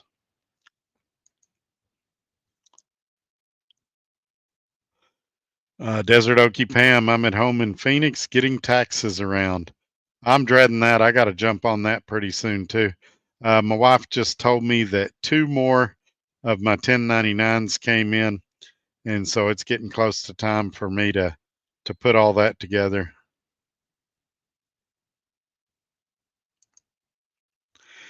Channel member Midlife, the IRS already has a 3-part rule that's pretty close. Look up SS8. They just don't enforce it. Yeah, that's true. Well, I was shocked that there's a lot of employee company drivers that are running as 1099, which it's illegal. It's just that they don't enforce it. And I'm a live and let live kind of guy. If somebody wants to be paid, if Midlife wants to work for me and he doesn't mind being paid 1099, then I should be able to hire Midlife as 1099, even if he's a company driver. If I've got a lease purchase program and it's a scam, and midlife has read the contract and midlife wants to do it, then that should be nobody's business. Me and midlife should be able to make that deal if we want to. Now, I'm on the other side of it too. I think there should be government protections in place and things like that. But we've got a situation that's working now. We've got thousands of drivers that are doing these lease purchases, and many of them are happy in them. And we should just leave them alone. And the ones that aren't happy, they can go to another company. And you say, well, yeah, but there could be a hit to their credit. Well, they've probably already got bad credit. That's why they're doing a lease purchase and didn't go out and buy a truck on their own. Their credit's already bad. And I'm not down talking anybody. I had a truck that I bought from a dealership. I lost it. Now I'm doing a lease purchase. Sometimes, if you want to keep your business going, you got to do things that uh, aren't the best options, but they're the options that are available to you. And so, yeah, I'm familiar with the rule you're talking about, but the big fear is that at some point they're going to start enforcing this stuff, and they're going to say, we've got all these laws, we've got all these situations, now we're going to enforce it. And in a business, you want to know about things years in advance, especially a large business, so you can make preparations for it. You don't want to learn about it and go, and they go, all right, we hadn't been enforcing this, but in 2 weeks, we're going to start enforcing it.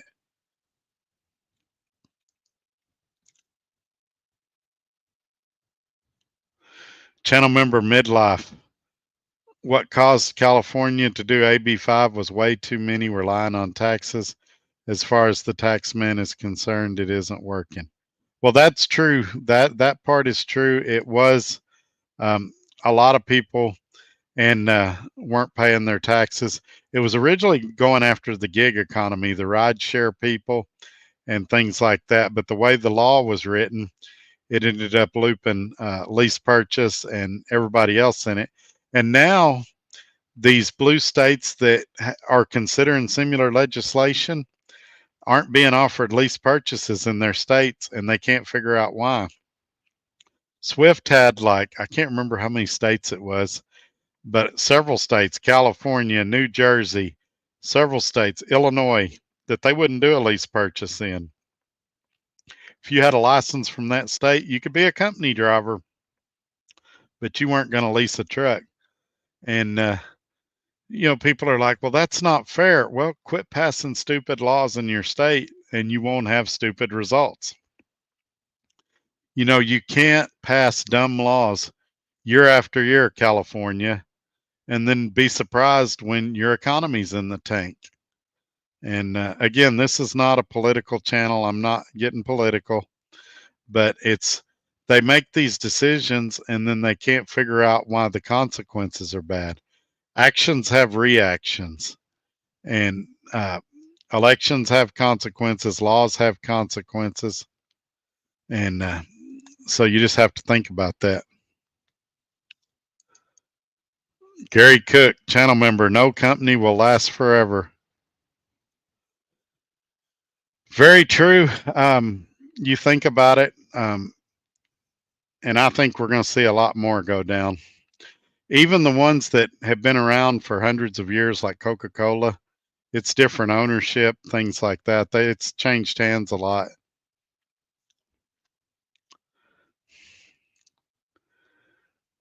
Travis Jones says so far Swift doesn't hire contractors from 10 states. I was thinking it was more than that, but I'm out of the loop now. I'm not up on it. I was thinking it was like 14 or 16 states, but it may just be 10. I don't know accurately enough to debate you on that, but the number doesn't matter. Um, based on what state you live in, if it's a state that they would likely accept a lease purchase out of or not. Channel member midlife, it got newspaper carriers in it too. I've helped a couple of New Jersey and California papers move to UPS or USPS from 1099 carriers. Oh, okay. Yeah, it had some unintended consequences. They were really going after the DoorDashes, the Ubers, the Lyfts, things like that. and they ended up getting a lot of people in that. And I bet privately they regret it now. They kind of, I'm sure they do, because it didn't. I mean, a lot of people moved out of their state. And now they've got another one coming down the pike. I can't remember, in not too far distant future, California wants electric trucks only in their state. Well, one small problem: nobody is mass producing electric trucks right now. We've got, I think, close to 400,000 truck drivers in the United States. We don't have nowhere near 400,000 electric trucks available. So I think what you're going to see in that case is kind of like what we do on the border states. You're going to see drop yards develop along the coast of Arizona, and people are going to take their loads there, drop it. They'll take it into California, deliver it, and bring your trailer back.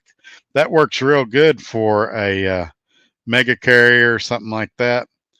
Might even work for a smaller company like Cheeseman. Uh, it's a little bit of a gut punch for a one-man band like myself. I can't drop my trailer and wait 2 or 3 days for it to come back.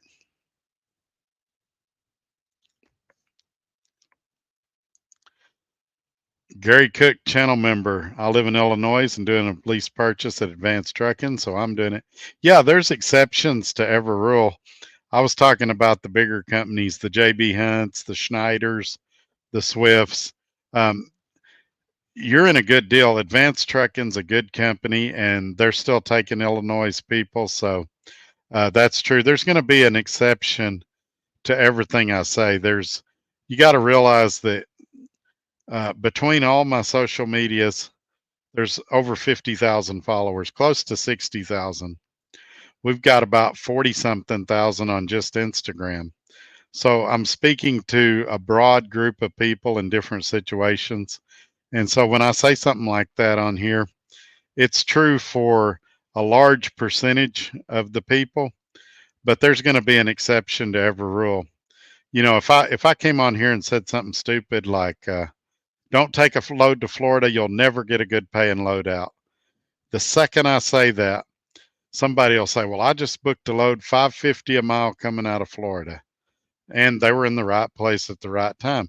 9 times out of 10, you're not going to get that rate coming out of Florida. But there's an exception to every rule. And so sometimes in this capacity, I have to generalize a little or make exceptions. And it's just like the last video we were talking about fuel additives. And I said, I think most people don't need fuel additives. There's already additives in diesel fuel. Well, there's exceptions to the rule. A guy in northern Canada was commenting, in the harsh Arctic air that he's in up there, he probably does need fuel additives. Me running across West Texas, I probably don't. So just keep that in mind. But yeah, Advanced Trucking, from what I understand, does still hire out of Illinois, and they're a pretty good outfit from what I've heard and from what I've seen. The Shirley Plantation is the oldest company in the country, 1638. Is it still owned by the original family? I don't know anything about them.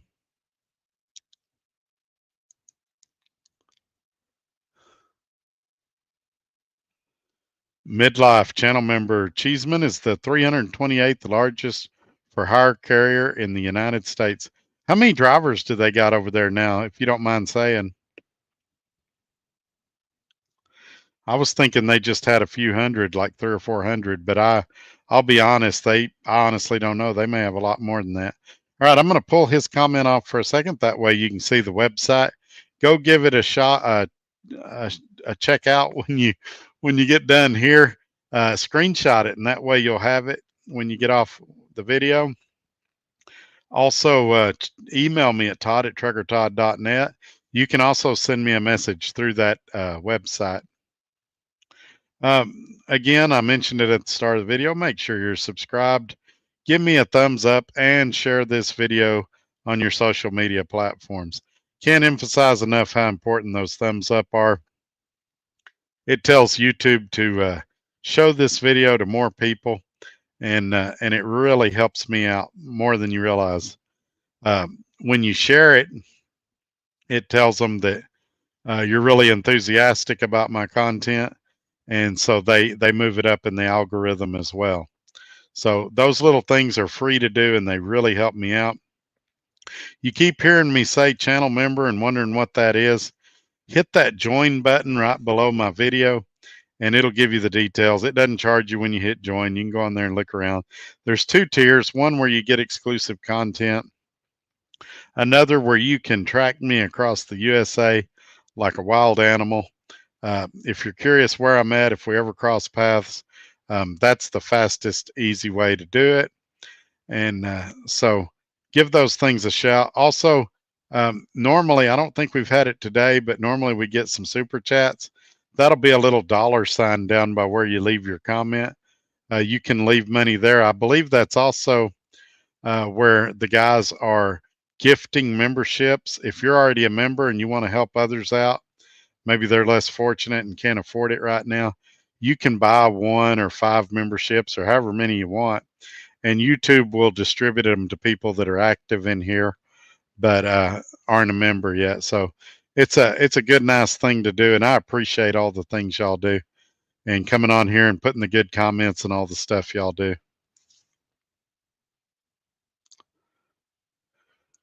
Midlife says that Cheeseman has just over 300 trucks, so that's about what I was thinking. That's not bad at all. They've got a good reputation, and they're well known to be as small as they are. Where is Advance located, and are they a good company, says Edward Rogers. They are in Indianapolis, Indiana, and they do offer a lease purchase. I believe they have company trucks as well. I've never worked for them. I've talked to several drivers that really liked them. At one point, I did talk to them about going to work there and got the information, but I want to be clear, it was not while I was at SRO Logistics, and I have not considered any company for employment since I've been here, but they do a lot of good things. At the time when I talked to them, the truck I wanted to lease purchase, they said I would either have to go to work. To run the load board, you had to have your own truck outright. If I lease purchased one of theirs, they wanted me to run under Prime Inc. and be dispatched, and Prime control my home time. Prime wants you to stay out 3 to 6 weeks at a time on that deal. This was according to the recruiter. Or they wanted me to run the USA truckload board, which is primarily focused on I-35 and east. I live about almost 400 miles west of I-35. So it would be real hard to make the USA truck load board work for me when it come time for home time. Gary Cook, channel member, now Amazon don't have any company drivers, do they? That's a great question that I don't know the answer to.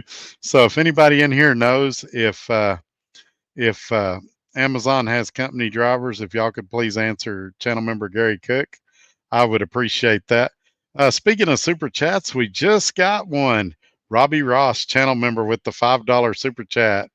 Super Bowl, who you got?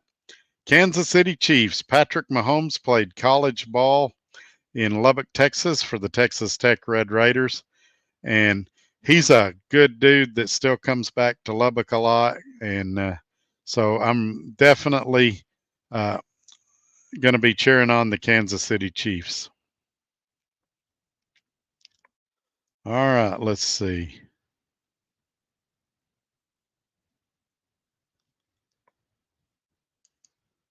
Channel member Midlife, does the upper level include hamburgers?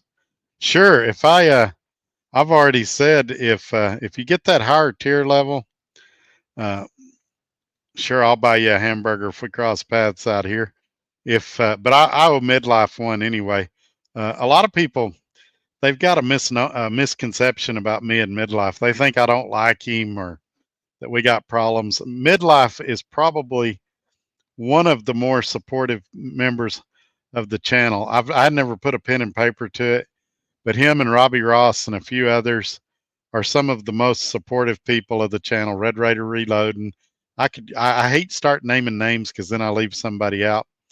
But Midlife's definitely getting a hamburger if we cross paths. Um, I guess I could make it sound. I'm going to make it sound like a threat. That'll be fun. Midlife, I better not ever see you in public or I'll buy you a hamburger. There you go. I just threatened midlife with a hamburger. Ted Van Buskirk. Hello, sir. Glad to see you. Hope all is well. Yeah, I'm doing really good. You might wonder why I'm in such a good mood today. A guy that has been a really good friend to me for several years.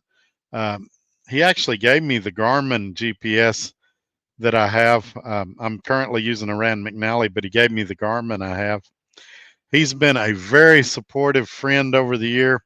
His health got really bad and he went really down. He was in a nursing home for a while. He had an amputation. He had a lot of things going. Didn't hear from him for several weeks because his health was bad. He called me today and sounded really good, was doing really well.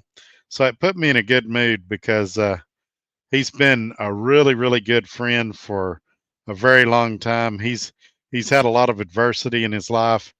He's no longer able to drive a truck, but I mean, he's the true meaning of a friend, and it was just good to hear his voice and know that he's doing good, and he's living in Albuquerque now, and I got to get to Albuquerque and try to see him. I owe him a hamburger too, but he was talking like he wants a steak or something, so I don't know about all that. We'll see. And Gary Cook is agreeing with me. He's a channel member, by the way. Advanced Trucking is headquartered in Indianapolis, Indiana. Yes, sir, it is. Channel member Midlife. Gary, Amazon only has 6 trucks. All of the rest of their trucks are contracted, so under someone else's DOT. Well, since we're talking about Amazon, do they have something in their hiring practices that say you have to be a terrible driver to work there? Every Amazon driver I've encountered in the past few months has been awful. Not using turn signals, swerving all over the road, texting and driving, riding in the middle lane. And this is bad in Georgia. It's a 3-lane road on my side. They don't want any trucks in the far left lane. And you got an Amazon truck floating in the middle lane at 55 or 60 miles an hour. So then you have to pass on the right, which is not safe.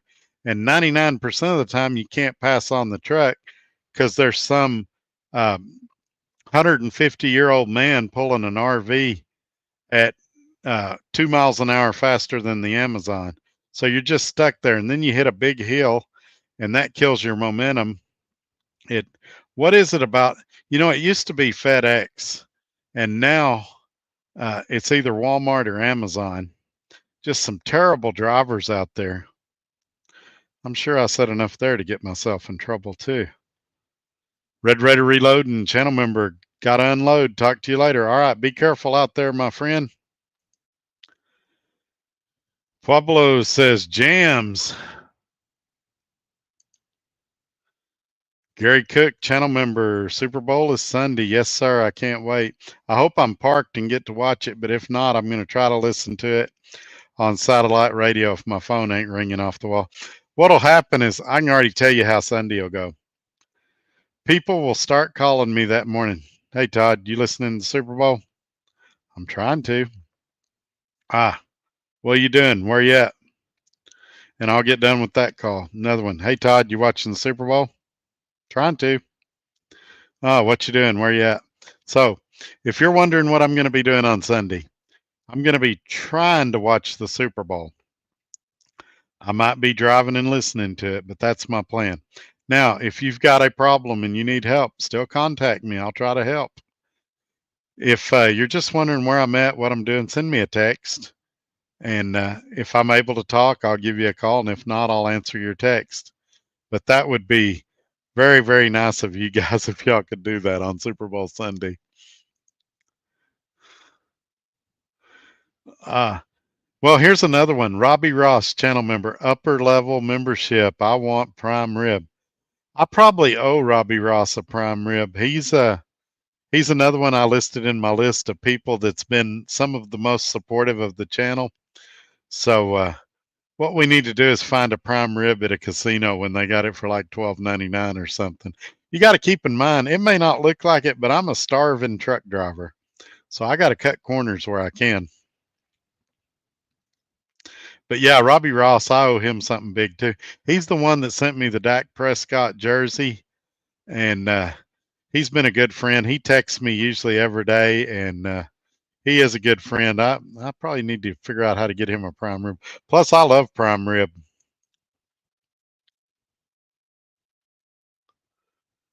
Channel member midlife note to new Pete Kenworth drivers: you can unplug the city horn on the post trip to keep it from beeping when it auto starts. Ah, I didn't know that. That's good information.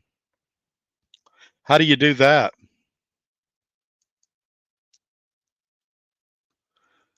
Let's see here. Pueblo says I'm supportive too since we've met at the Greer Yard. Yes, you are. Pueblo is very good about commenting on every video, and man, I that's been a while. We need to. If I get a load, since I'm in Florida, you never know. I may run up that way again. Where are you at right now? We may cross paths. So far, we hadn't had anybody sign up for that higher tier, but what I would love to hear is that I'm able to meet some of y'all out on the road. And what I'd love to hear is y'all are able to meet each other out on the road. It we could form friendships like this amongst yourselves and amongst me, and then when we meet at an event like Matt's or something, we got people we know and people we can hang out with and go out to dinner with and stuff like that. It'll be a good old time. So yeah, let me know where you're at right now, and maybe we can. If I have something going that way, I'll keep you in mind. Channel member midlife. Don't forget to turn left in Albuquerque. Reference to Bugs Bunny. That's funny. Red Raider Reloading, channel member. I'm up for a burger, fries, and a cherry pie. Yeah, I want to go to. I'm fixing to out Red Raider a little bit. He lives in Lubbock, and I want to go to his house because I've heard how good his barbecues are. So, uh, and did you ever, at the place you're working, I don't want to say the name, were you ever involved in any of the cookouts they did? Was that ever you on the grill, or was that always office staff? They had some good food there. Channel member Gary Cook, I love a T-bone steak. T-bones aren't bad, but I really love a prime rib or a ribeye, either one. Channel member Midlife, remember they don't work for Amazon. They're independent contractors and employees of the ICs. Oh, that's true. That's true.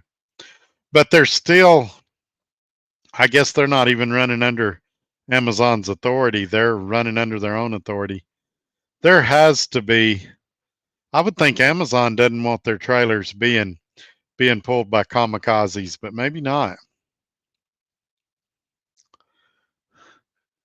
There's a couple of them that almost give you road rage. You want to invite them to pull over and have a driving discussion with you, but you have to bite your tongue. Gary Cook, channel member, I've seen numerous Amazon trailers getting DOT inspections at scales.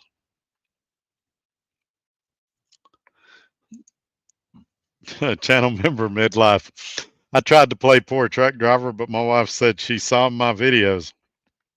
Yeah, midlife is a lot of things, but poor is not one of them. Um, you know, the argument people always say, well, company drivers make as much as independent contractors, or company drivers make more than independent contractors. Midlife is the one guy that he probably does make more than a lot of independent contractors.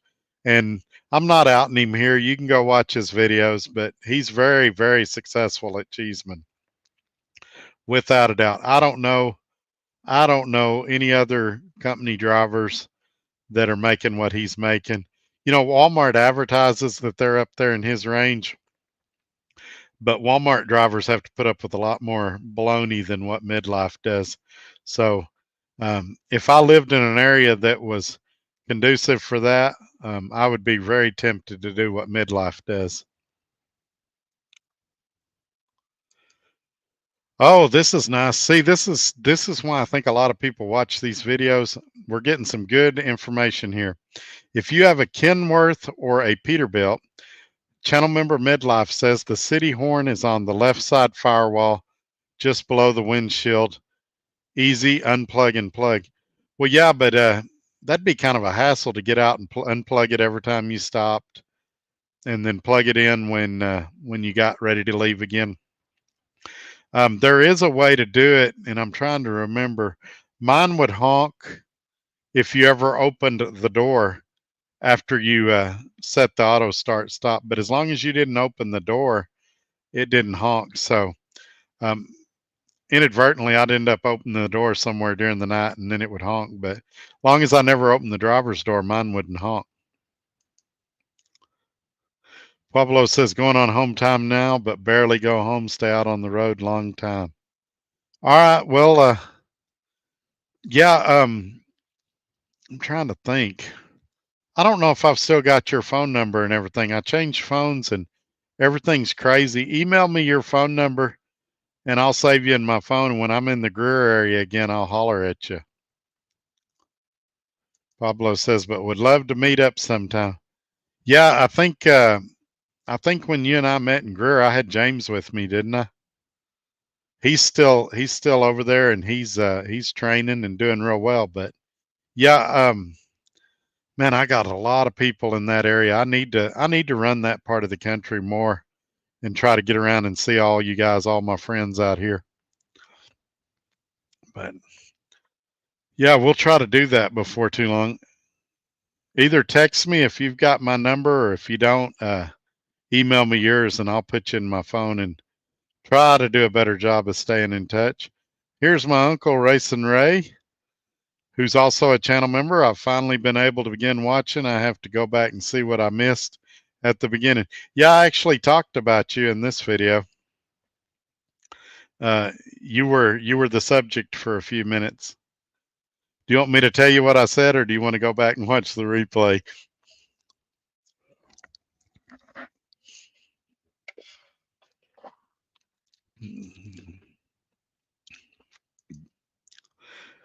Pablo says yes. He just put new decals on his Volvo. Well, he's actually in a Kenworth now.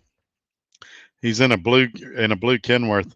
That Volvo video is the one we shot while I was in Greer that time.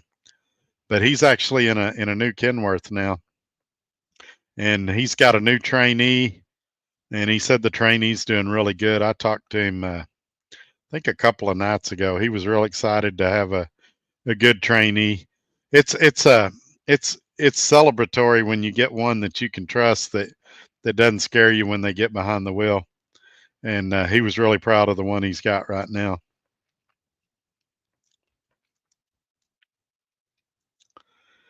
All right, let's see here. Who else we got here?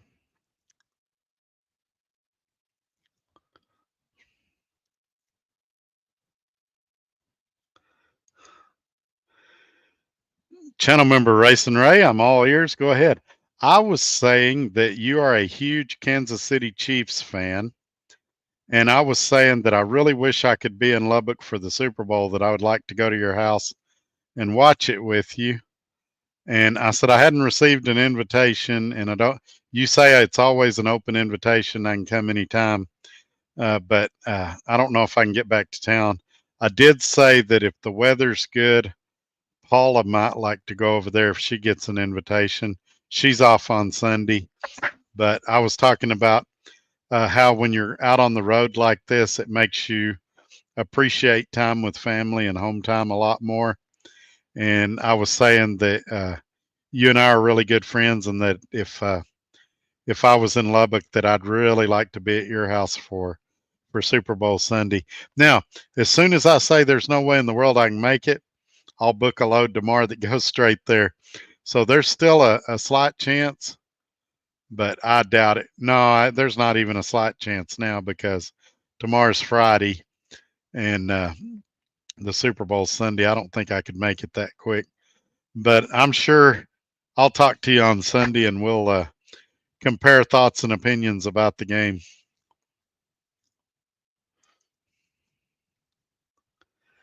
Pueblo says, I think I scared my trainer going down the snowy mountains in Cali. Yeah, my trainer, and we had, this was 27 years ago, and I still remember it. We had some conflict about it. He would like try to be sneaky and try to peek through his curtains and watch me. And I'm like, hell, if you're going to do that, just come up here. You make me nervous when you're behind me and I can't see what you're doing. If you want to watch me, you don't got to be sneaky about it. Come up here and sit with me and watch me. And he had all kinds of rules. First 2 weeks, you couldn't use cruise control. He wanted you to use your foot, which it didn't matter. The Swift trucks back then ran 57. So I wasn't going to get a speeding ticket anyway. But he just did a lot of little stuff like that. Now, he took me, I mean, it was like being on a vacation. We went and did a lot of fun stuff. He took me on a battleship tour, and I got to see inside a battleship.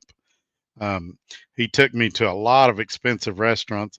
And back then, Swift paid $150 a week while you were in training. So he knew you didn't have money. He'd take you to nice restaurants, buy your dinner. And I had a really good time with him. And I caught up with him about a year ago because he quit driving and went on to other things. And I thought, oh, surely he'll remember me. And he didn't even remember me.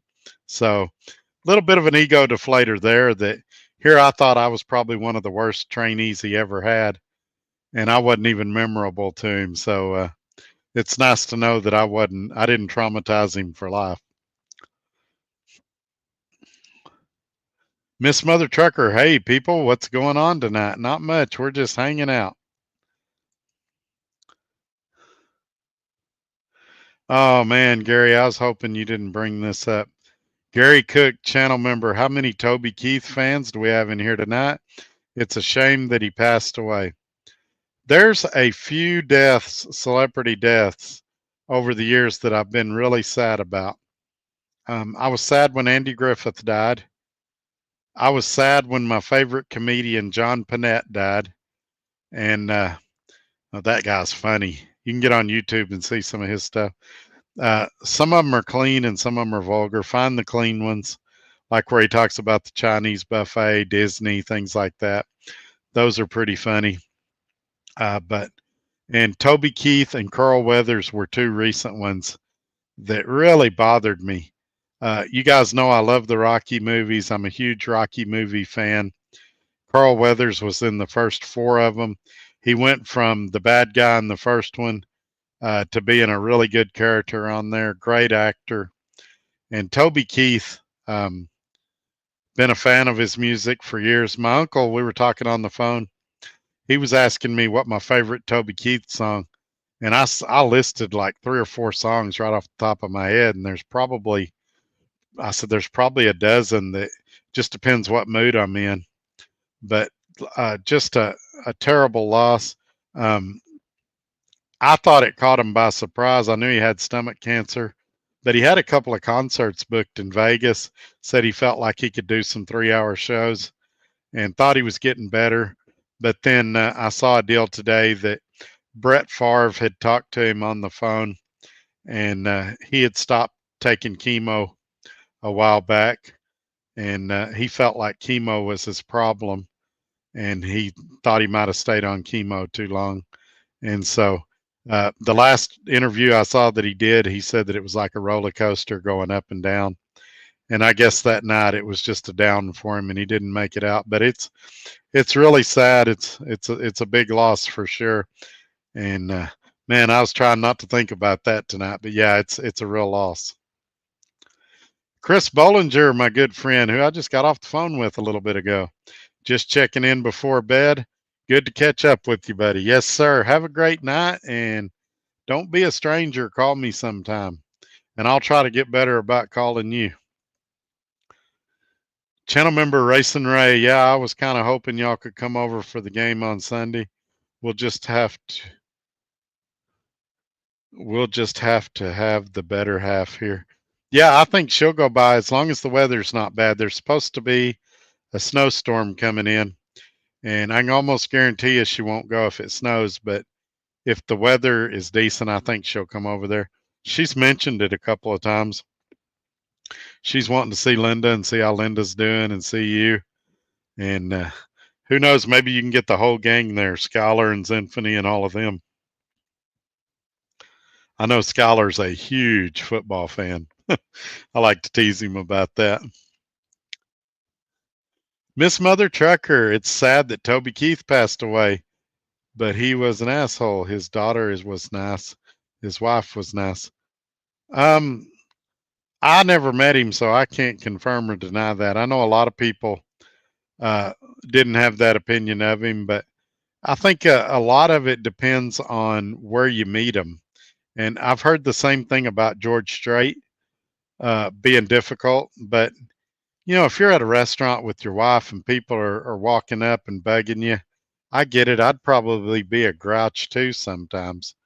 So I know he did a lot for the troops and everything, but uh, I don't know how he was.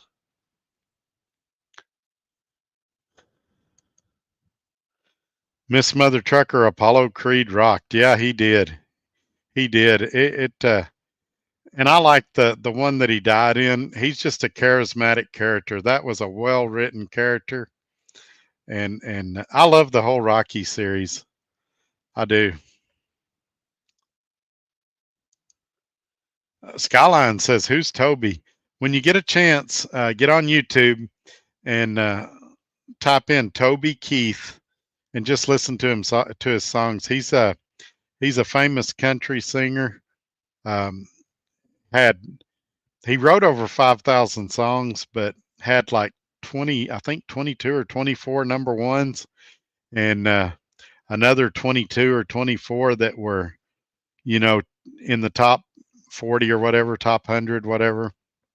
So, very successful music career. He's an actor, did a movie or two, and man, it's really bad. Did a ton of work for the troops. Very, very pro military.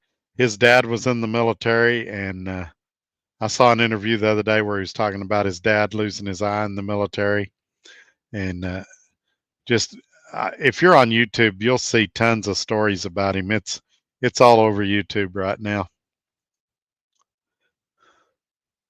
Miss Mother Trucker, I can confirm it. I knew him well, but well enough to know that I did not care well. But if his daughter Crystal, she was nice. I never met his, but I met his wife. Oh, okay. Man, I wish I'd have known you knew him. I'd have tried to get the intro.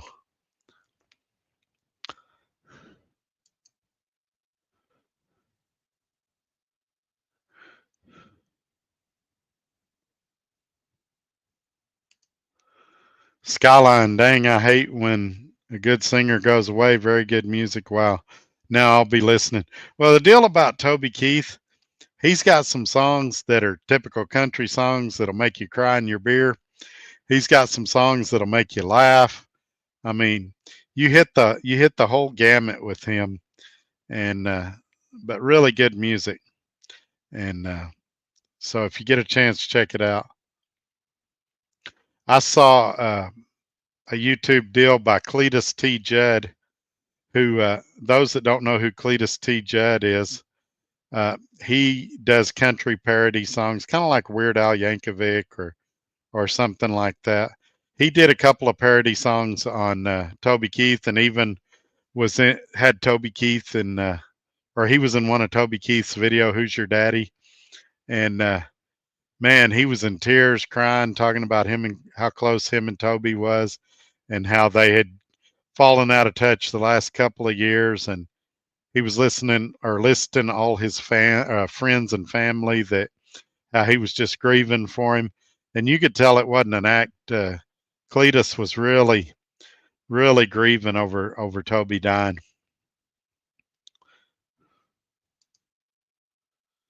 I know a lot of people threw my horse and carriage bit down his restaurants, the street he lived in, Normandy, his daughter, Norman, and more. Wow, okay. I still hadn't been to his restaurant. I'd like to go, but I've heard it's expensive. that was another thing. They kept talking about his house in Nashville, but he's got two houses in the Oklahoma City area. One right south of Oklahoma City and one right north of Oklahoma City. And so I guess he's got at least three houses. I get having multiple houses if you're a celebrity because, when you're out in LA, you don't want to stay in a hotel the whole time you're there. So I get it, but I never understood why he'd have two houses in the same city. I guess to each their own, live and let live.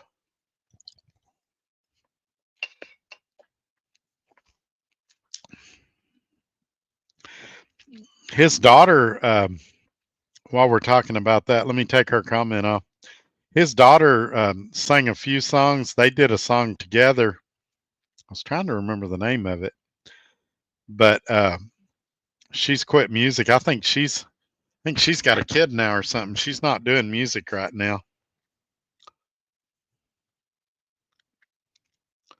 All right, folks, we've been going almost 2.5 hours. If y'all got something y'all want to talk about, throw it up and we'll jump into it. If you don't, I'm going to get off here and do what I do, make phone calls, grab a bite to eat, and get a nice hot shower and all that good stuff. Give y'all just a few more seconds in case.